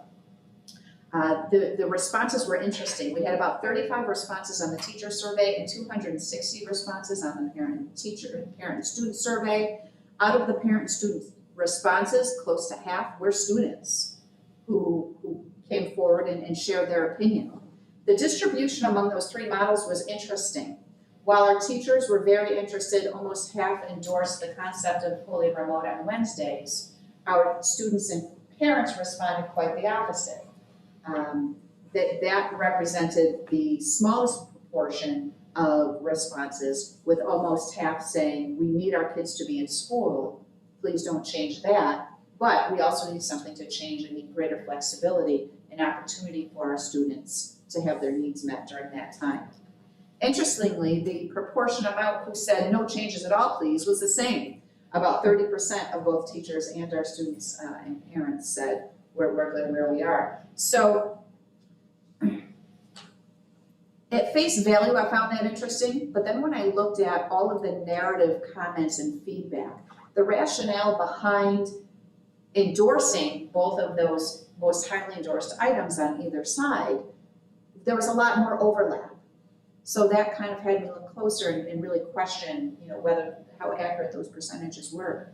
And so we brought this back to our teachers and talked with them about, help us to understand some of this overlap. I talked about this in cabinet with our administrators and really shared some of the specific feedback. And then as a result of that, we floated 2 kind of ideas, and we have not landed on one yet. I'm not here to tell you that we have the answers, but just to share, just to share with you where everybody currently is standing. So the one model that seemed to resonate the most at this point was a concept that follows a flexed schedule, similar to that 2-hour delay schedule that could possibly open up 2 hours of the day, while still giving all of our students time in their classrooms. They could still come in on that Wednesday, see every one of their teachers, follow their schedule, but in those last 2 hours, be able to develop a system where they could go and see a teacher who they need extra help with, or a teacher could require that I need a small group of students to come and meet with me. There would also be time for counselors to run counseling groups for students who are struggling with social emotional issues. There were a whole host of different ideas that came up as a result of this. So out of that, I put it back, kind of set it back to teachers and said, okay, give us ideas, expand on this, but also tell us if you think it's horrible. And we're still getting some of everything, right? But the overall message was that something needs to be done differently. And part of what informed this was also some disaggregated data that our counselors spent some time looking at for us. And they identified students who are the most at risk in 4 different categories. They looked at attendance, they looked at parental participation and support, they looked at academic progress, and they also looked at the need for social emotional support. That was measured by the number of students who are now seeking appointments with our counselors or who are known to be in outside counseling. And so we took all of our students and assigned them various risk factor numbers so that we could quickly extract the students who had the greatest risk factor on these 4 constructs. And then we looked at what models are those students who had the highest risk factor currently participating in. And they were mostly our remote-only students. So now we have 2 kind of needs to address here. The easy or the quick response was, can we use those Wednesday models and just focus on our remote-only students? We could, but then we'd be neglecting all of the other students who are saying, I still need more. I need extra help, or I just need time to catch up with support. So Mrs. Robbins touched on this a little bit in her report. We're tackling those separately. Our students who are fully remote, we have since taken a list of those students and looked at who are the highest risk, both based on that needs assessment, but also on current academic progress based on current grades. And those students who do not have medically required reasons to be completely remote, because we did commit to give our parents choice at the outset of this pandemic. We are making those initial phone calls, requiring those students to return to in-person models at that grade level, whether that be hybrid or every day based on grade level. And as Mrs. Robbins said, our counselors have started those calls this week with the goal to start those in second semester. That, of course, is based on allowable space. And so the counselors also took a look at where do we have space based on our current enrollment. Regardless, we still cannot exceed the requirements for social distancing in classrooms. So we need to be aware and making decisions based on that as well. So more to come on these models. There will be continued conversation, certainly with our teachers and with our administration to decide where to go. But though I just wanted to give you a little deeper insight, since so many people took the time to complete the survey, it has not gone on deaf ears, and that's where we currently stand with those pieces. How many students do you think you can actually get? How much room is there for students to come back in? Is there? It varied at grade level, and it varied according to subject area too. We had to take into consideration science labs, right, as another piece of that. And truly, I can't conceptualize exactly how many. I could open a spreadsheet, tell you. No, specifically, you know, when you get. But we are finding that we can probably to a pretty significant degree figure out a way to re-engage students. Again, we're talking just the students who are remote only. Right, yes. This is just high school? This is just middle high school, yes, thank you. Yep, yes. What are the students doing who don't need the extra help and don't need the catch up while those are getting caught up in extra? So again, we're just conceptual, but we brainstormed other ways too. We've talked about, is this an opportunity to increase physical education in person again? Is this an opportunity perhaps for clubs to meet? Can we provide just supervised study hall space in the library? Can they work on research projects, you know, outside of the classroom? So we brainstormed different ways. I do not believe that an early release should be an option. It's not completely off the table, but you know, this is an opportunity to increase student engagement and to make sure that our students have opportunities, supported opportunities to complete work, to be successful as we round out the second half of the year. Julie, quick question about that schedule. If someone is remote, that's considered instructional time, right? Correct. If someone's in person, obviously that's instructional time like a normal schedule. if they're not with a teacher, is that considered instructional time, and are we allowed that flexibility within our seat time requirements? Everything would be instructional in some way, shape, or form. You know, I would argue that a music lesson during that time is another option that would be instructional. But yes, that would be allowable within the seat time requirements. Okay. And anything that would be chosen as options would certainly Would fit. take that into consideration. Great. So more to come on that piece. Still a work in progress, but time is of the essence because next semester is next year. And feel like it's interrupt, because we're gonna lose our. Yeah, no, absolutely, absolutely. Okay. I know Mr. Farrar could not be here tonight, but update on athletics for people who haven't heard. On Friday, late Friday, almost at the nth hour, the governor announced that he is designating the decision to move forward with high-risk sports to our local county departments of health, saying that if it is approved at the local county level with districts, that we can move forward with those sport activities that were previously designated as high risk.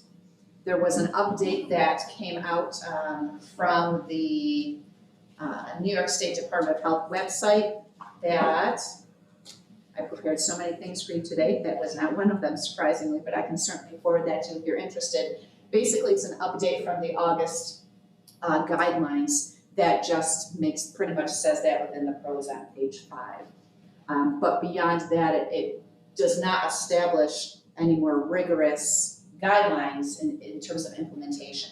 That's being left up to local departments of health.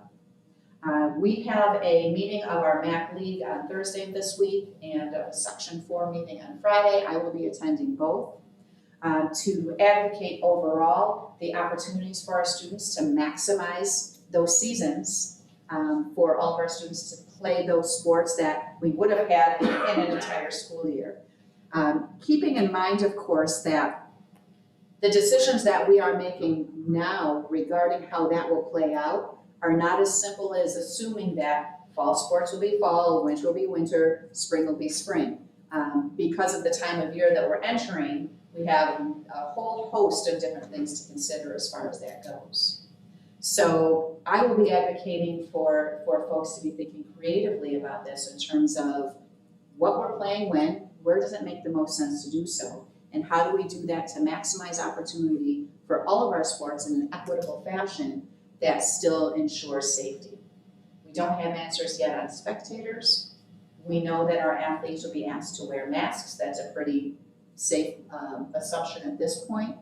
But until we meet as a league and until we have opportunities to have specific conversations with the Department of Health, we just don't have details yet. But I am optimistic. Along those lines, we do have an install date for Pixelot. Pixelot is, if you remember, the mechanism by which we will be able to live stream our events both out of the main gym and also once weather permits outside on David Kelly Field. So that gives us opportunity regardless of where we land with spectators for anyone pretty much in the United States to be able to tune in and see our events live streamed. So more to come on those pieces. As we get more details, we'll certainly let you know. So exciting stuff. Also, just as exciting in my opinion, maybe not yours, is I also received our report from the New York State Office of the Controller, which looks at our designations for fiscal stewardship. There is a copy of this in your folder with this.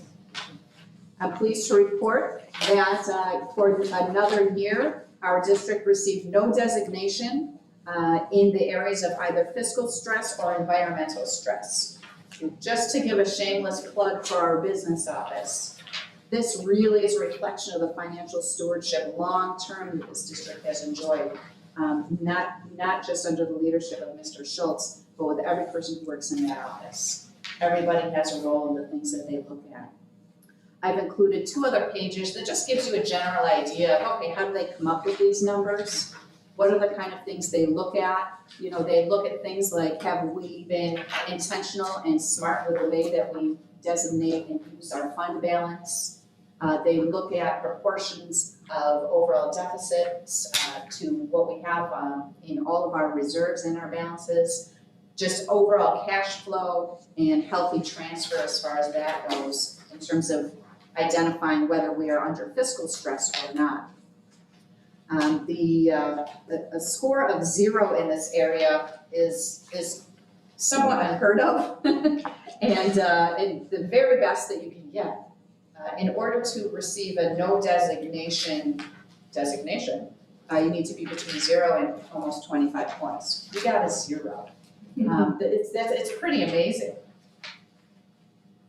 The second piece they look at is what's called an environmental stress designation.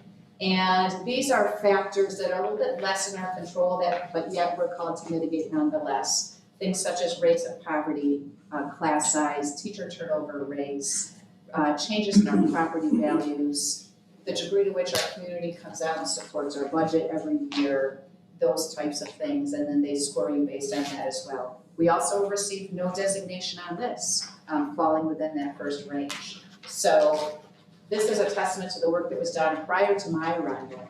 So, but it's worth stopping to celebrate. It's great. Question? Yes, on the turnover, teacher turnover rate, does that include retirements or are those factored out? It also includes retirements. Okay, so that's why our number is. Exactly. That's not helpful. That's how they calculate it. I'm sorry, you can argue That's with not it. helpful. You can argue with the state controller's office. You know what I mean? Well, you know, I'll tell you that, you know, there are, like I said, factors that sometimes are out of our control that contribute to this, right? Yes. But as long as we are doing our best to mitigate that, just this year, I keep coming back to our district goals. We have a goal that speaks to retaining high-quality teachers. And so that's something the district is committed to mitigate that piece. So I would guess that, yes, I would love to say that's all retirements. Any other questions on that? Oh, that's fabulous. It's wonderful, it really is. Great job, Carrie. Balloons and confetti will fall later. Yes. I will not get into detail, but also in your folder is an updated copy of my entry plan. As I promised, built within that, there are several stop points at which I will reflect and determine the degree to which I have met the goals and the commitments that I set forth when I was hired on July 1. And you will absolutely need reading glasses to see this. But it was the best way that I could get it printed for you. This is also, though, what you received in my weekly update on Friday. So this is just a hard copy provided for everybody. I'm sure there are things that are not included that we've done. This is not intended to be a reflection of everything that we've done as a team in the district, but more as a gauge to see if I was on track with what I assumed would be priority items in my first year as superintendent. I'm always open to feedback and questions, as you know. So that's what that piece is. Another shameless plug, I think I've hit just about everyone. I think I'm pretty on point, but if you don't think if you feel otherwise, let me know.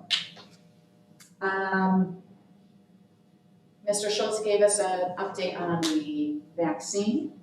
At our next board meeting in February, we will be doing a comprehensive data review presentation as a look back over the first year. I know at the first 10 weeks, we discussed that briefly. This will be a more comprehensive presentation as you're accustomed to in the data review meetings. So that'll be coming in February.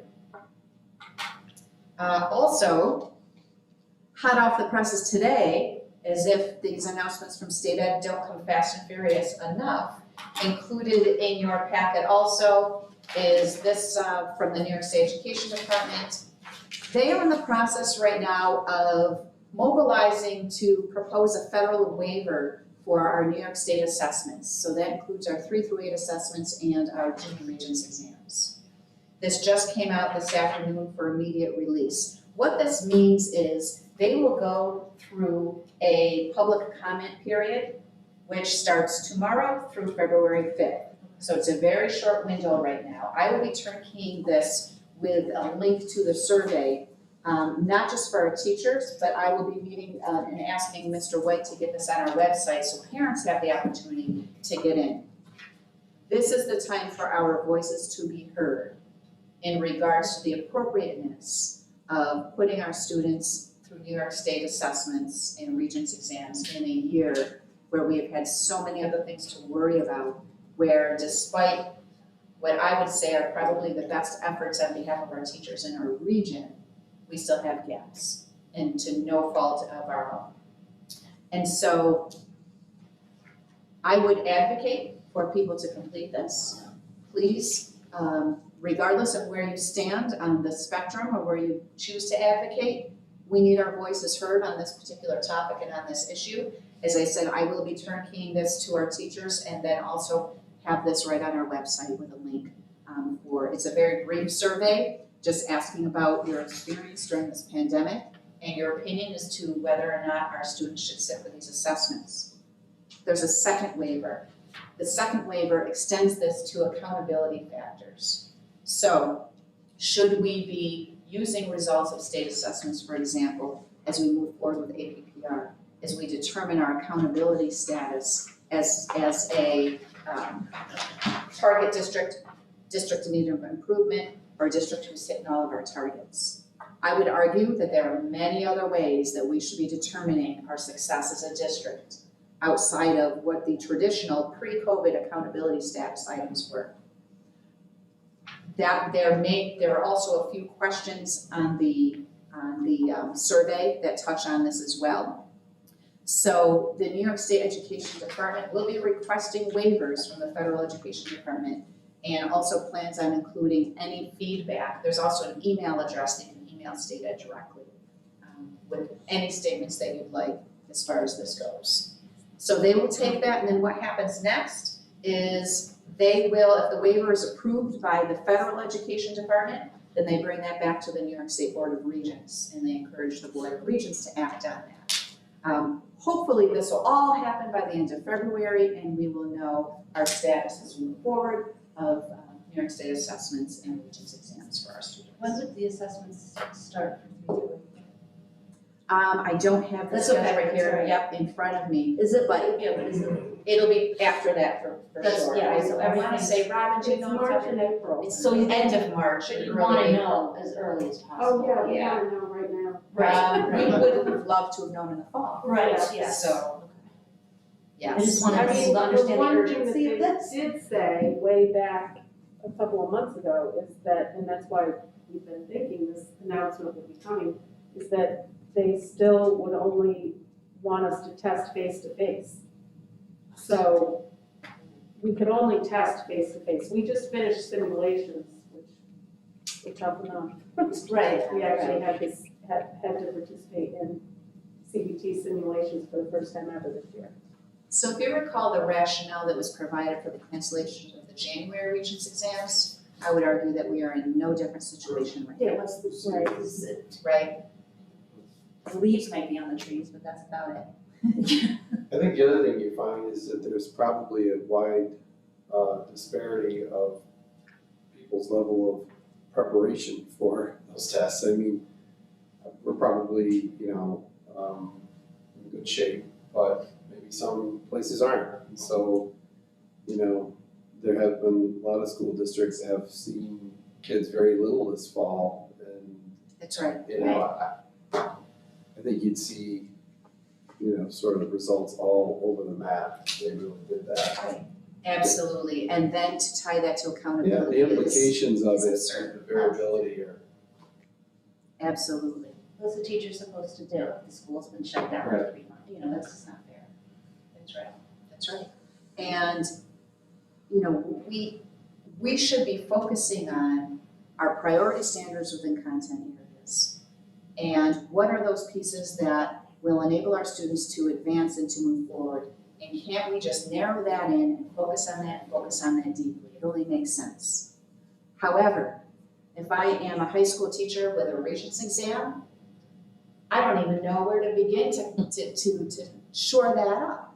Because I still have tremendous pressure under which to cover all of this content, not knowing what's gonna be on the end of the exam.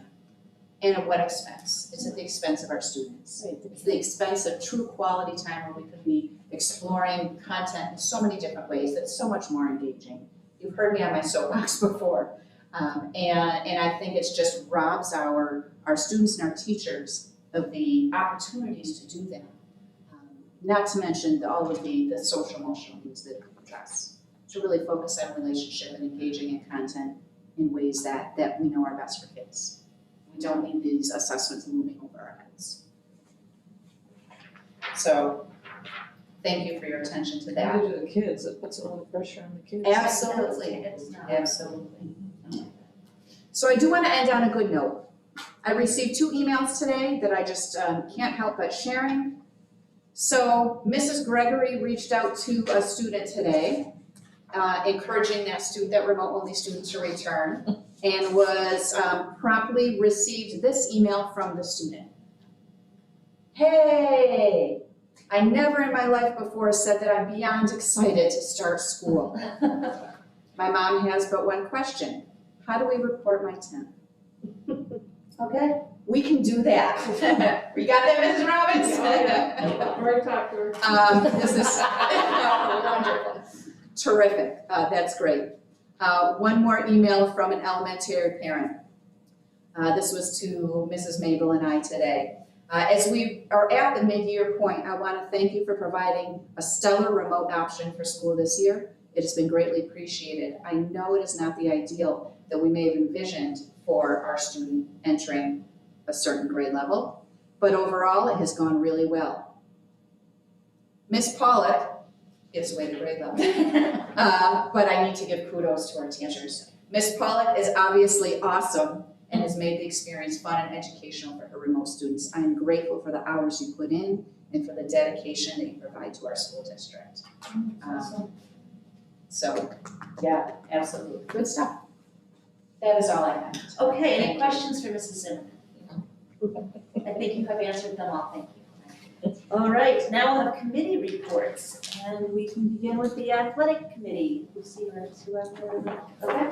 Yeah, I think Kelly summed up the majority of our conversation this past week was relative to the beginning or potential beginning of sports. And as a matter of fact, at the end of the meetings when we got the news that That's right. the governor had. Well, that's good. That was gratuitous, but yeah, I think that Delaware Academy continues to be a leader in schools and thinking ahead about different scenarios that we could possibly undertake if they were given permissions. And I think the point has been made, and it's been a good point, that we're in a lot different place with COVID now and learning and knowing what we know and preventative strategies, and schools have, for the most part, adopted fairly, proven sort of policies that have worked, and then we also know what to do when there's a problem. So we talked about all that.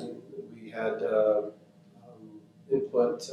Dave Kelly was able to join us, and he's got a lot of insight relative to the MAC that, from a league standpoint, was really good for us to know. So that was helpful, and I think between Dave and Jeff, they have a pretty good strategy. And Kelly, of course, is going to attend the meeting. I think it's good because we can be a positive influence in how this could potentially roll out. So I think that was about it. Lucy, wasn't it? Yeah, it's changing all the time. I get firsthand info from my husband David, and he's been on for hours on the phone.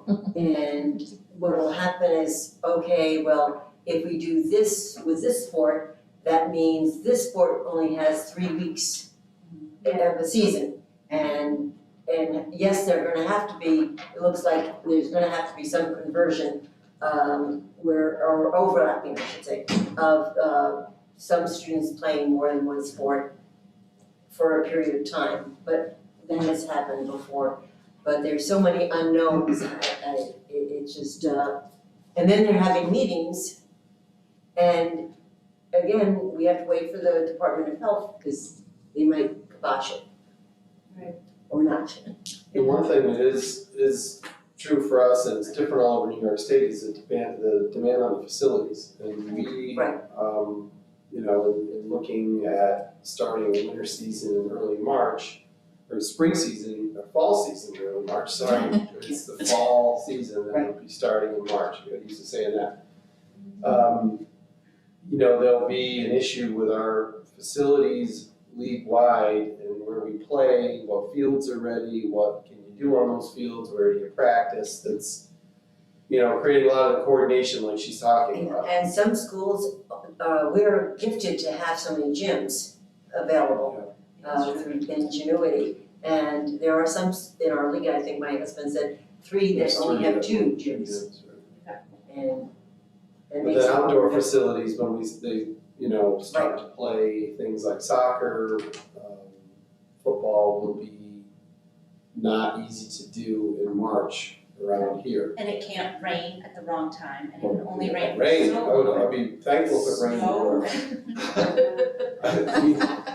I think we're talking snowplows, you know, and so, you know, they're talking now about doing a lot of the games at Sydney and Green, who both have all-purpose sort of turf fields that could be used, that they're willing to help out and do multiple games at one time and that kind of thing. So it'll be a coordinator's, you know, nightmare or time to shine, I guess. That's right. There you So go. there'll be a lot of that happening, and The best part is immediately that I think the kids' mental frame, outlook improved.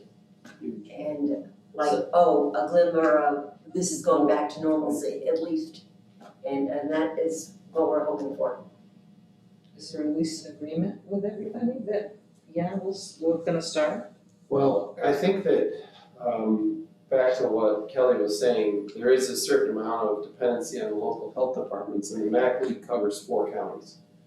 So, you have 4 different departments of health that have input, and even within that, different county structures.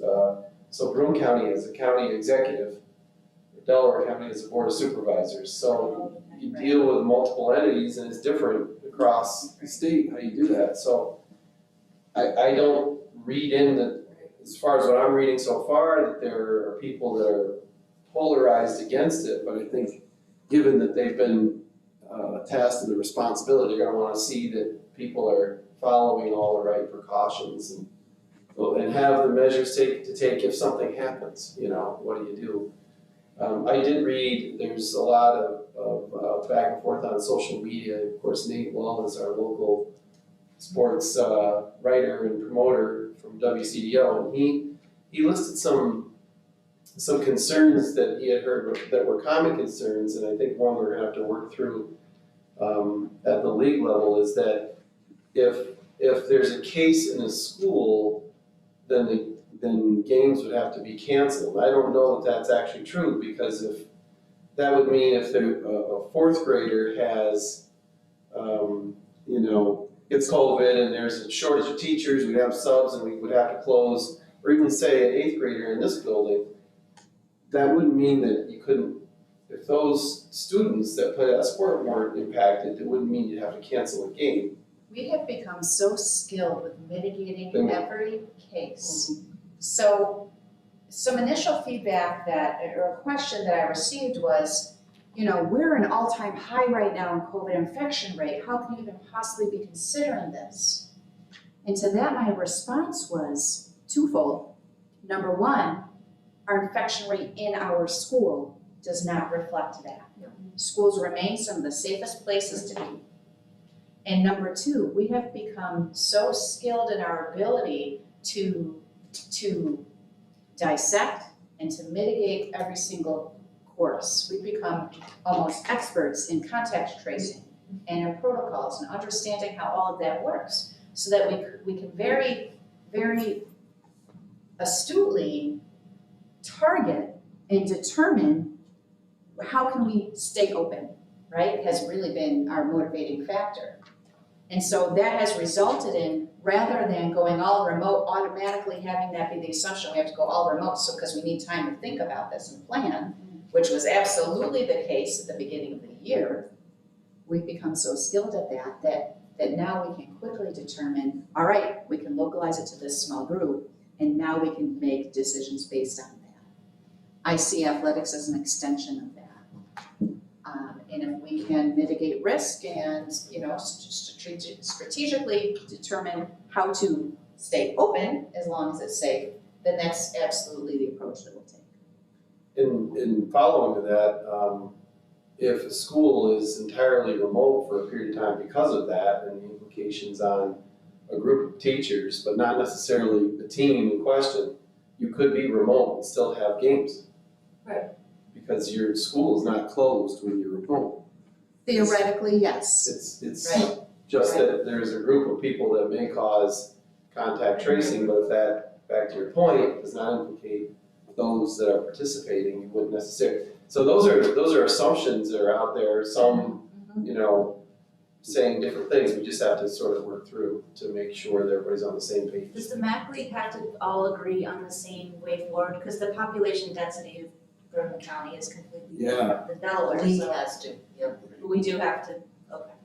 Is there a time frame from when we hear from the DOH?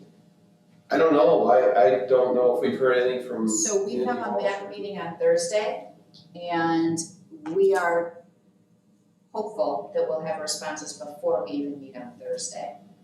Keep in mind, February 1st is the first allowable date. We do not have time to lose. And so I'm hoping to be able to say, okay, I've already asked Mr. Farrar to start getting those schedules together. Schedules are done, assuming that we have the ability to move forward. Now, I don't want anyone to think that to perceive this as haste, just because we can means we should.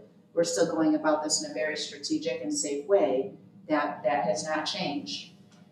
But we just have more information with which to do that now than we did previously. So, and case by case remains the mantra, right? And so make decisions case by case. Well, and I also want to give a shout out to the procedures and protocols that we have used here. Because there in fact was a case on one of the teams here at the school.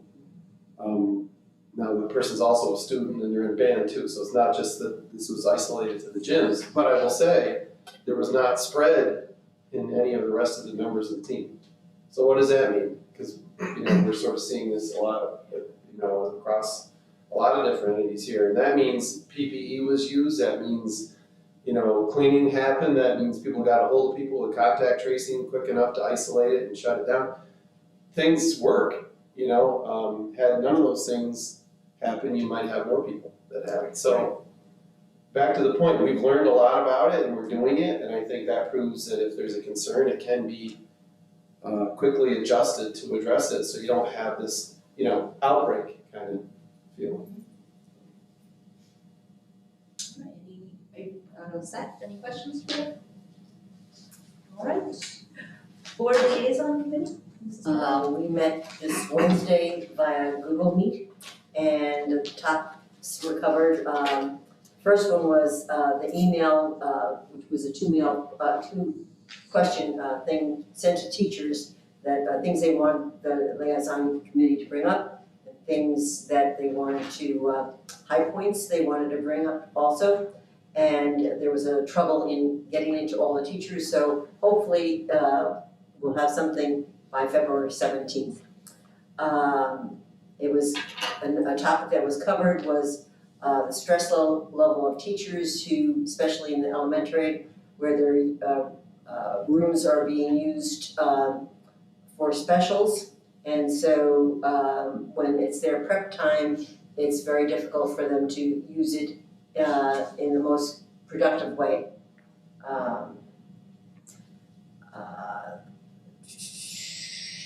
One thought was that teachers could have, the time the teachers have the rooms would be during outside recess, and if it was just brought up that perhaps something could be done so that teachers wouldn't have to do outside recess and have at least concentrated time for using their rooms. There was a topic of students who come in elementary-wise after the 7:55 time, and I didn't realize the havoc not havoc, that's my word, not theirs. The added requirement that these students would come in, the teacher who is supposed to be having prep time has to help the student with their breakfast, or the special teacher has to, and generally it's the teacher who does it, and so that would be, if we could somehow cause no child to be late, that would be great. Yeah. Well, we could dream. There's still, topic was the thermometer reading consistently is low. I know sometimes when they take temps, even when I came in today, they said, oh, this is pretty good. It's it's like, well, you must be alive. It's cold outside. Yeah. But, so I don't know, I noticed that, one of the places I went recently, they did it on my, wrist. Yeah, we do that. They do that too? Yeah. I didn't know that. And just so you know, they're the same at the hospitals. The Oh. same exact thermometers, and they're registering low.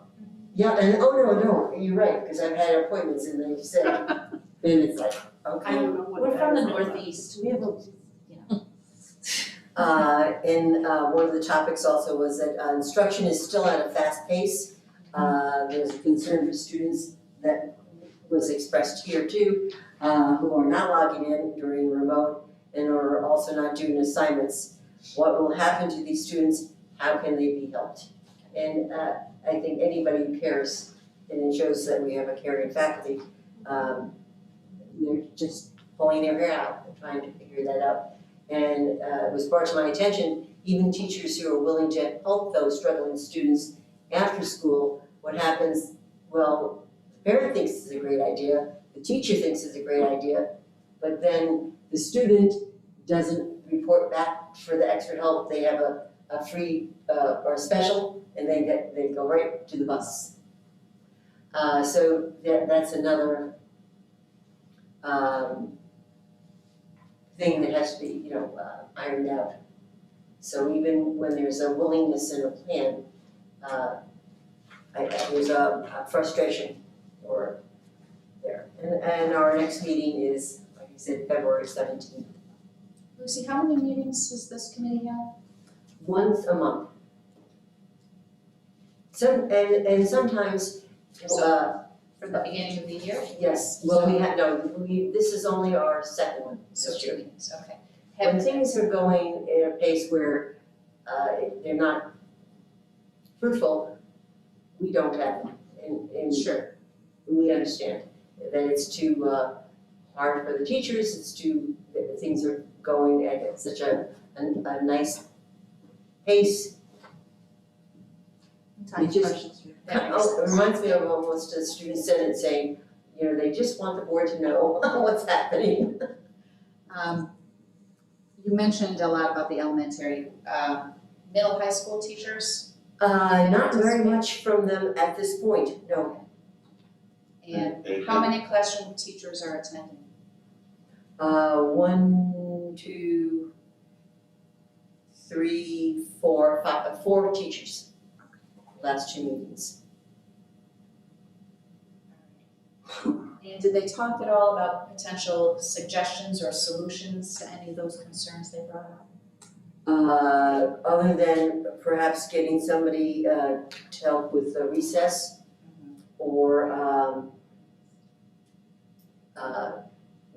perhaps having even somebody going with the tardy student to the room, or somehow getting that breakfast thing down before they get into the room, or help the student with the room. That was mentioned. So whenever, my my motivation always, whenever I hear that there's a concern, right?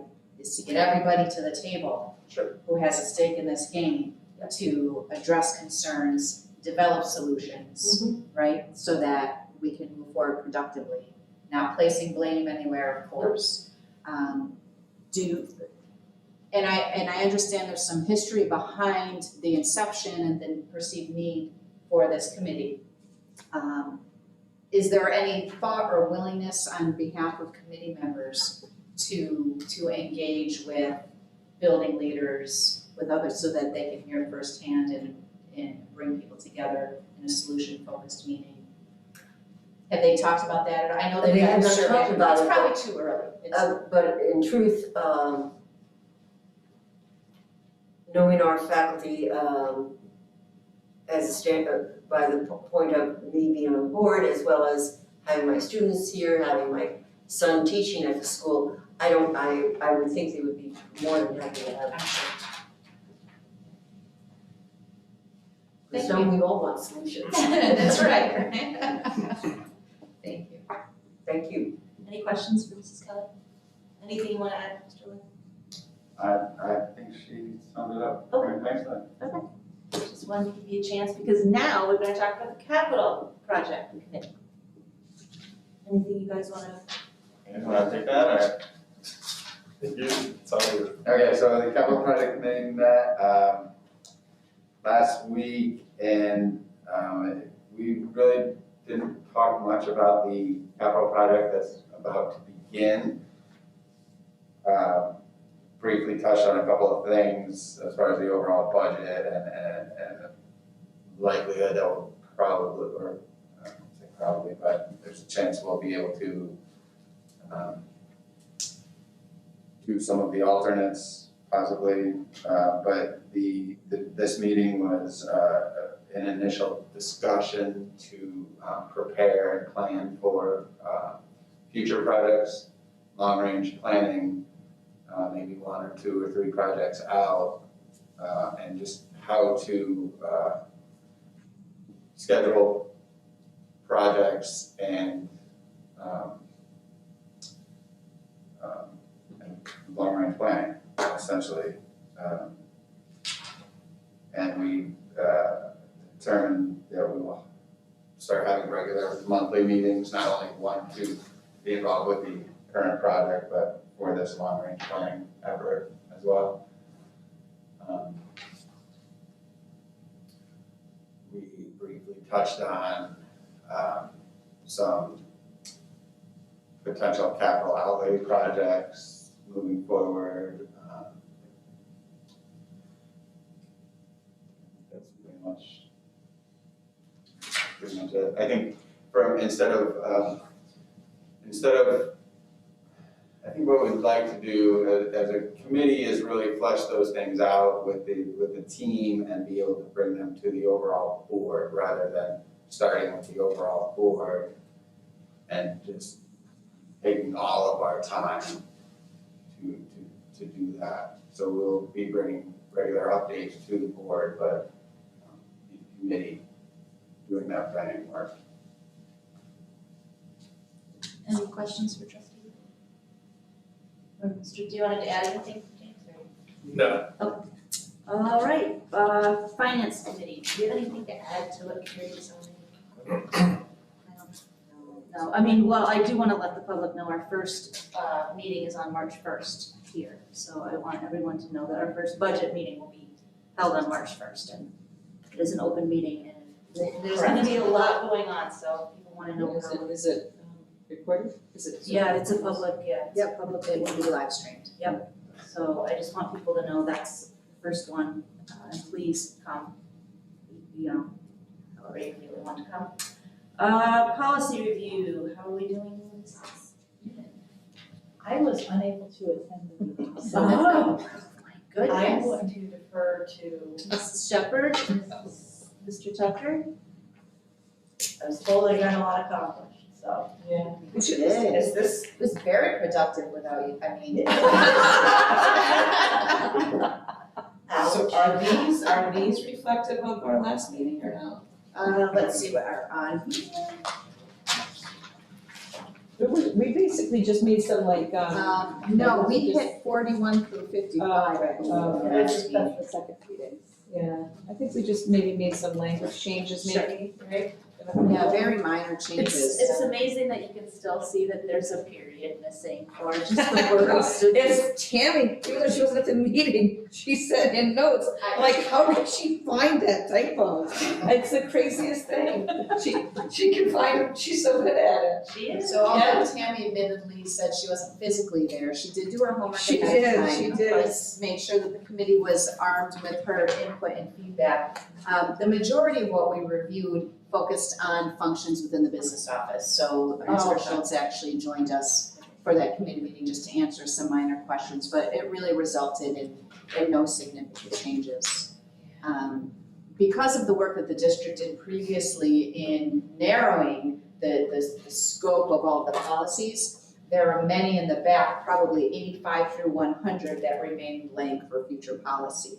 So we attempted to let Tammy know that for the next one, we'll be reviewing policies 55 through 100. With a smiley face. And she didn't even blink twice. You're done. No, we still have probably 15, maybe 20 more to review. Yeah, but that's still, you're gonna be done by But March, then- that's great. Yeah. That's great. Congratulations to this. Right.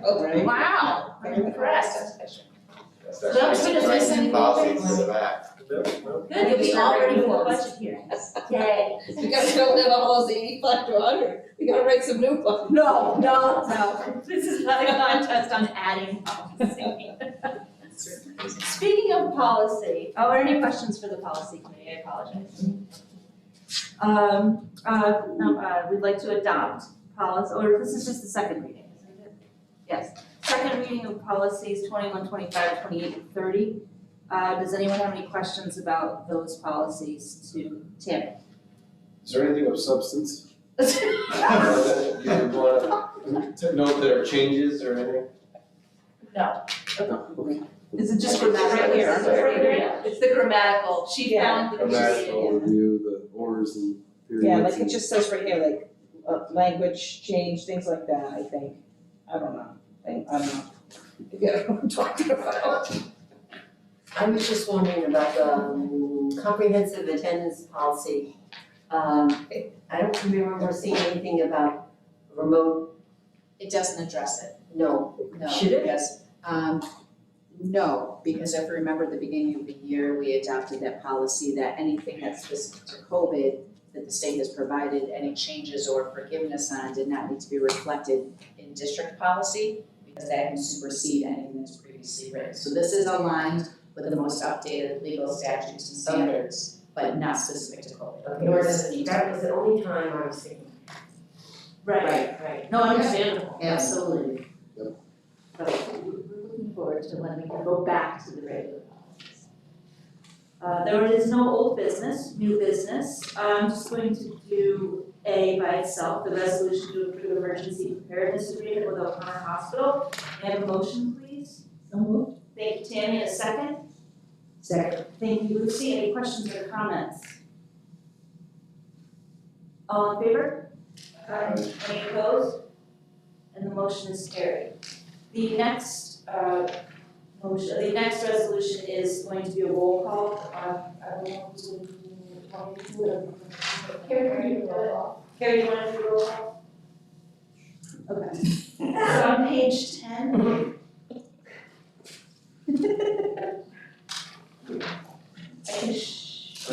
No, you do. It's right there. All right, so I'm gonna do my gig, and then you're gonna do your gig, and it starts with.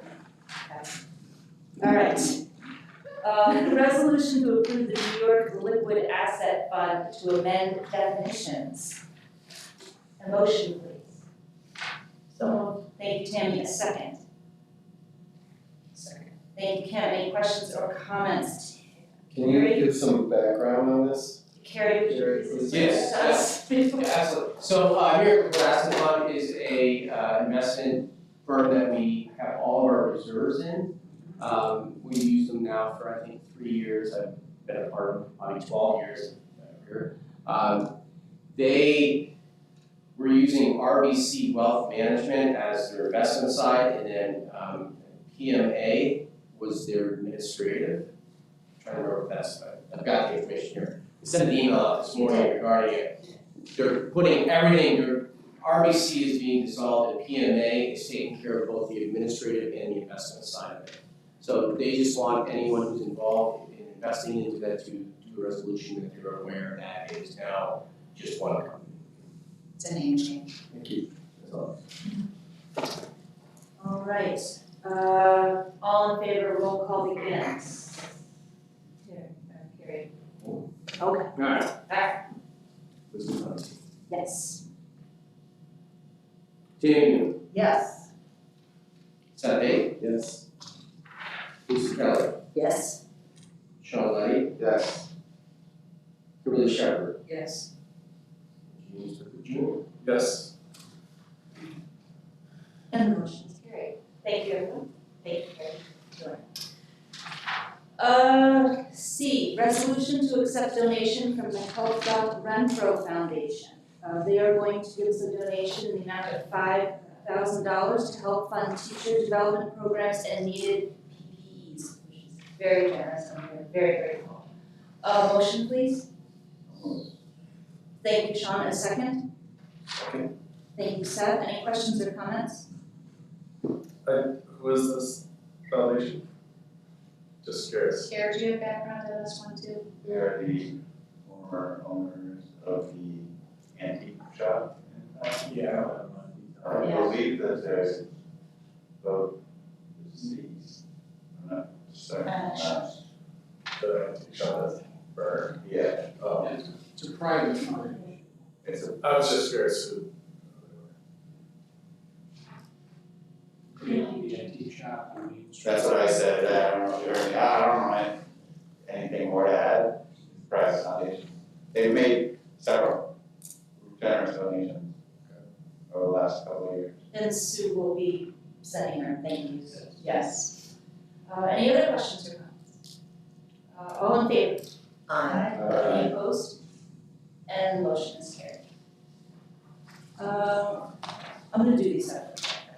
Resolution to approve an agreement between Delaware County Board of Elections and Delaware County and Delaware Academy. Motion, please. So moved. And a second? Second. Thank you. This is just involving our voting machines for our May 18th, 2021 election for school board and a budget, so just wanted to know. All in favor? Aye. Any opposed? I have to recuse myself. And Mr. Letty needs to recuse himself as an employee of the county. Did everyone just vote or not? I don't know. All in favor? Aye. Any opposed? And the motion is carried. Thank you everyone for your patience. A resolution to approve technology equipment surplus. A motion, please. Thank you, Tammy. A second? Second. Thank you, Lucy. Any questions or comments? You know it's jumping. We know it's junk because we know that Luke is not gonna throw anything away. Yeah. You know that. Cause he takes them apart. All right, all in favor? Aye. Any opposed? And the motion is carried. Any public comments? Do we have any public comments? All right, continue on with other discussion. Board comments. I will start with Mrs. Newman. Okay. I just love that we're able to get back to seeing some presentations from the students. It's, yeah, we got great kids. And it's nice to see that. And it's another great reason that our meetings were continuing to live stream so that everybody can see the great kids that we've got and the forward thinking that they're doing.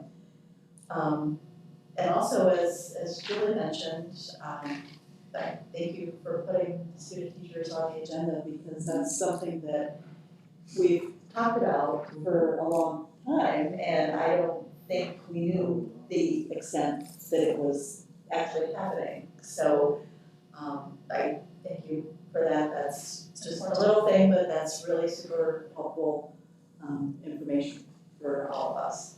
So that's appreciated. Thank you, Mrs. Chapman. Okay, Mr. Reed. Yeah, I agree. It seems like we've been in crisis mode for so long, seeing these presentations, so it's like, inspirational almost. And they did a great job. I love what they have to say. These guys, as well as the snowmobilers, we need to figure out a mechanism to get back to them, because I think, the snowmobile one is one we've made the decision about at the board level, so we're gonna have to figure out what we're comfortable with, what we want you to do and report back, or is it mid, because I think they wanna try to know before a month. Right. So how do we wanna do that? So I would suggest reviewing the maps. We need to mitigate any questions that may arise, any concerns that may arise. I can certainly bring this to our cabinet meeting on Thursday, to share the maps with our building leaders and Mr. Cicio and see what other questions come up. I can be the conduit for those questions. In the meantime, if the board has any questions, please email those to me. In terms of, and I've asked Mr. Schultz to reach out to Mr. Mabel from an insurance perspective to see if there are some pieces that were. Is the general feeling that we wanna try to work with them, is that, I would try to say yes, that I would think we would try to work it out if we could. Especially with the 8-year history of. Yeah, well, the idea, the other thing is, there's a thing to have them have trails so they're not in the roads. That there's a safety element to it that I know a lot of people. They're that car driver. Yeah. I mean, so. Well, the state organization is very particular, very particular. And if they're following all the guidelines and that are set forth, it sounds like they're very knowledgeable and agreeable to all of the things. I just want to make sure that we're addressing any concerns with factual information. Oh, sure. People have questions about exhaust, people have questions about noise, people have questions about safety and how we're controlling for that. All those pieces. And so we need to entertain any of those concerns with factual responses, I think. Time is certainly of the essence. I know that we do not have another board meeting until the third week in February, and there's a lot of riding time to lose between now and then. Well, I personally would be willing to do a quick meeting to discuss it, that's something we have to do. We can do a virtual, maybe even if it's quick, I mean, if people can't do the time, or I can come, because I live nearby, but I don't want to speak for everybody to take up the time, but, right, we should do something. Not by saying that, but I'm just throwing it out there. So Bruce, would it require board action or approval prior to the meeting, or can we, is this something we can authorize, the district to move forward on, and then have the board approve retroactively? Do we have those options or no? I mean, I can, on insurance point of view, or before it starts. Okay. But we may have an agreement in place, I'm gonna look at my computer, because I know we prepared some whole harmless for the association with some the district. Pretty sure the last time I was in. Okay. So would that mitigate having to have a meeting, or no? No, you still need to Okay. approve an agreement. Well, Well, very something, a resolution. authorizing this particular, these particular paths to be designated as. And that's why I asked them, can you have them well marked and all the things?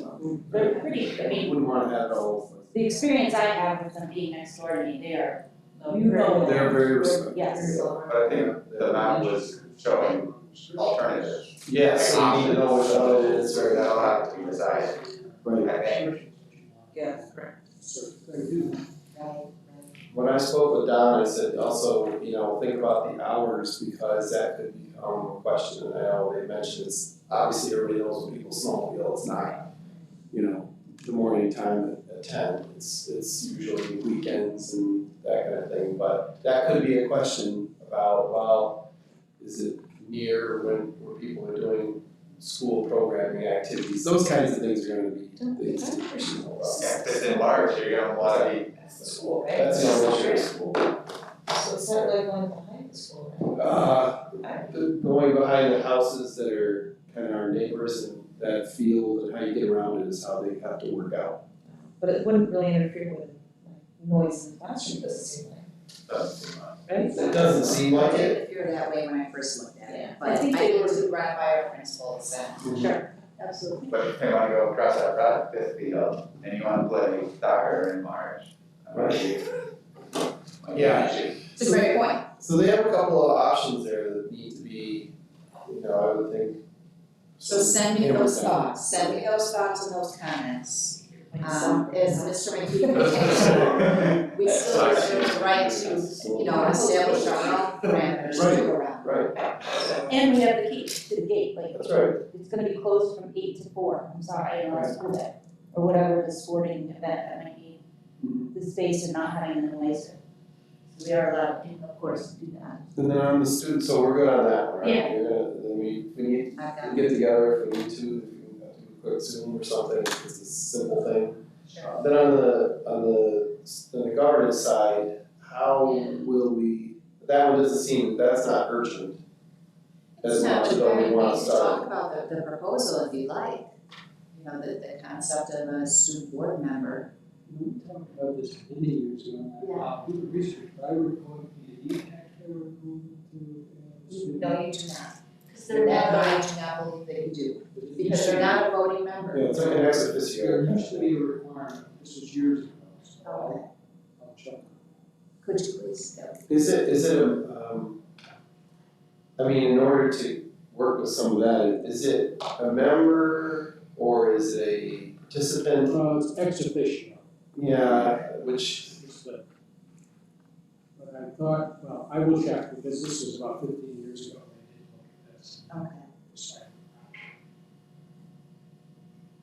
So do you have notes on Bruce, you're saying?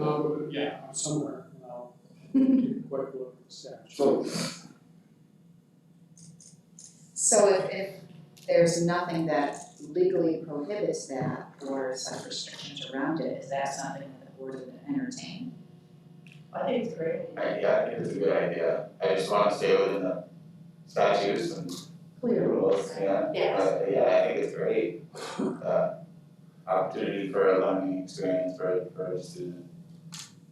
Is there an opportunity to have maybe, I don't know if MOU is the right word, but something that outlines what it is?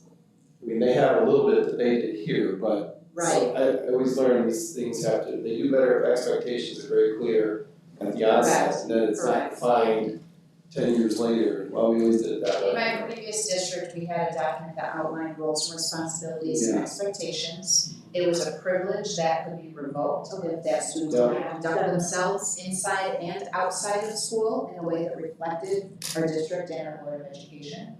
So I can solicit those documents just to give us a better idea. There was a pretty structured interview process that a board member sat on, I think it was the high school principal sat on that interview committee, and the advisor to The student center, student senate, or whoever, right. So, and then there was an application that went along with it. That's what I was gonna say, but The it's student not had to write an essay, yes.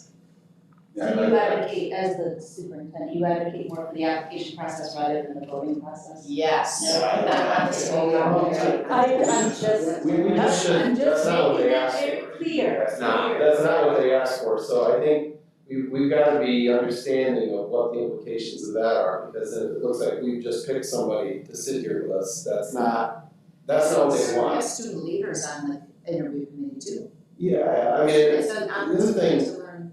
I will say is that you wanna make sure, I think if we're gonna do this, and I'm not saying, I'm not casting a vote for one way or another, I'm just putting it out there, is that you wanna make sure you get diversity of opinion if we're gonna do this the way we're gonna do it, and you end up sometimes, we have to be, I think it's good not to see the same 3 people all the time. Everybody knows that who we're gonna get along with and we like and will not, and but sometimes it's all right to have somebody that says, hey, wait a second, you know? And that, so maybe there's a way to have representation of the selection, maybe that's because those officials are elected. Maybe there's, a way we can sort of have both, I don't know. Having done this at Hardwick, they always had a student liaison, and it usually was pretty, you could predict it was gonna be, it was sort of somebody. So I think if we wanna make it useful, we should figure out something that's more student driven on that side. And their bigger picture outside of this, they are seeking to just have a presence on committees. We had a student on our reopening committee, for example, right, those decision-making committees. Mr. Parziva talked about the technology committee getting back together. Would certainly make sense to have a student representative sit on that committee. So where we have other opportunities to do that, we'll be intentional. Yeah, sounds good. It's a great presentation. Yeah, I'm not sure about scheduling committee. Yeah, we did talk about that. I mean, definitely they need the input.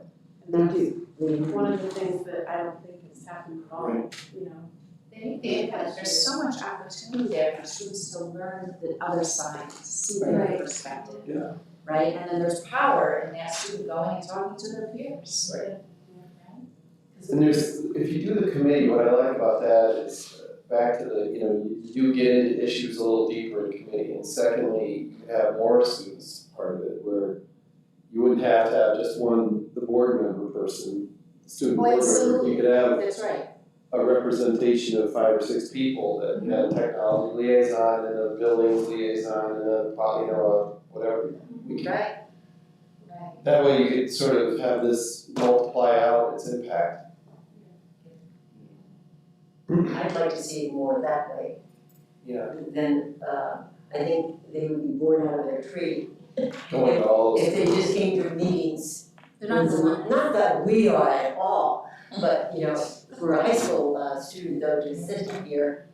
They're not gonna learn as much. No, but Right. yes. Yeah, this is so formative. Exactly. So this is sort of a to be developed in that one, and then we're gonna talk more with input that can happen. Certainly, because they're not looking for the person to be, well, you were advocating for July 1st to have the person appointed. That was just how we had done it, so they would get the full Yeah, I think that's what they said. They wanted Starting next year. September. Yeah, so we have some time on that. There's tons of time. Well, we're not. Great. Another, I just received a kind reminder that we also have our counseling advisory committee.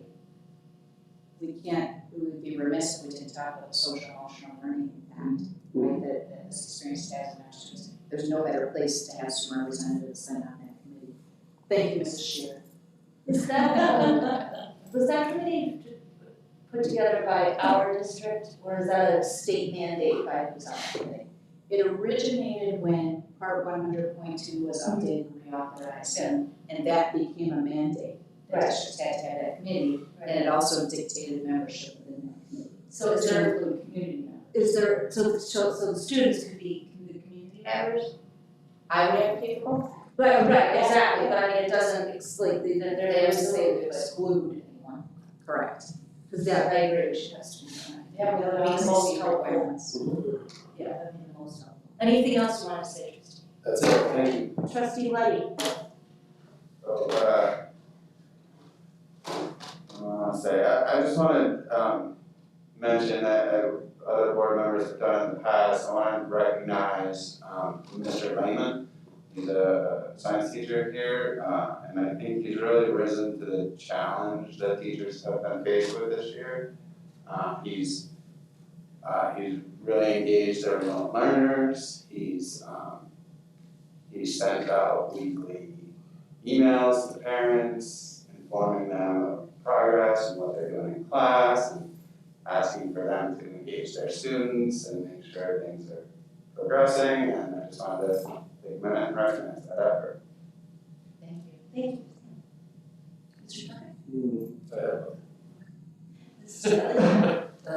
I was going to make a comment that many parents have come to me and expressing their appreciation that every time we have a COVID faculty member or staff member or student, we don't close down and go remote 100%. They really appreciate our effort to stay open in that perspective. And I also noted that it's nice to see so many student teachers because that was one of our goals as a board, to attract excellent teachers and to keep them, and that's a good way of doing it. And I heard from somebody who has a student teacher, because they're really hard to place, and some of these might even be willing to do a second part here, just a different grade level, primary to intermediate, or intermediate to primary. So that would be good.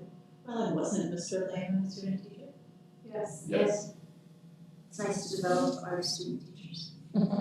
Sure is. He's been a wonderful addition for sure. Anything else, Mrs. I am done talking because I'm just trying, I'm just talking. But I just wanted to say thank you to you, Mrs. Zimmerman, for your in-depth reports to us. You really give us a snapshot of every piece of this puzzle that you're trying to put together for us. So, but thank you for taking the time to really give us a thorough. And thank you to the teachers who are hosting the teachers. Mr. Ralph is here, and I just wanted to thank him personally, and to all the other teachers as well. And bye, Mrs. Steele, we're gonna miss you. That's really breaking my heart, but good luck in retirement and enjoy yourself. Okay. I'm lost. We do not need a second executive session. We do not, all right, wonderful. All right, our next meeting then is Monday, February 22nd at 5 p.m. will be the executive session, and we will open to our regular session at 6 p.m. And we will also be, of course, live streaming. Thank you, Mr. Padres. The deadline for items to be placed on the board agenda is the Tuesday prior to each Board of Education meeting. If you have any questions, please contact the district clerk at 746-1306. All right, and a motion to adjourn. So moved. Thank you, Lucy, in a second. Second. Thank you, Tammy, and have a wonderful night.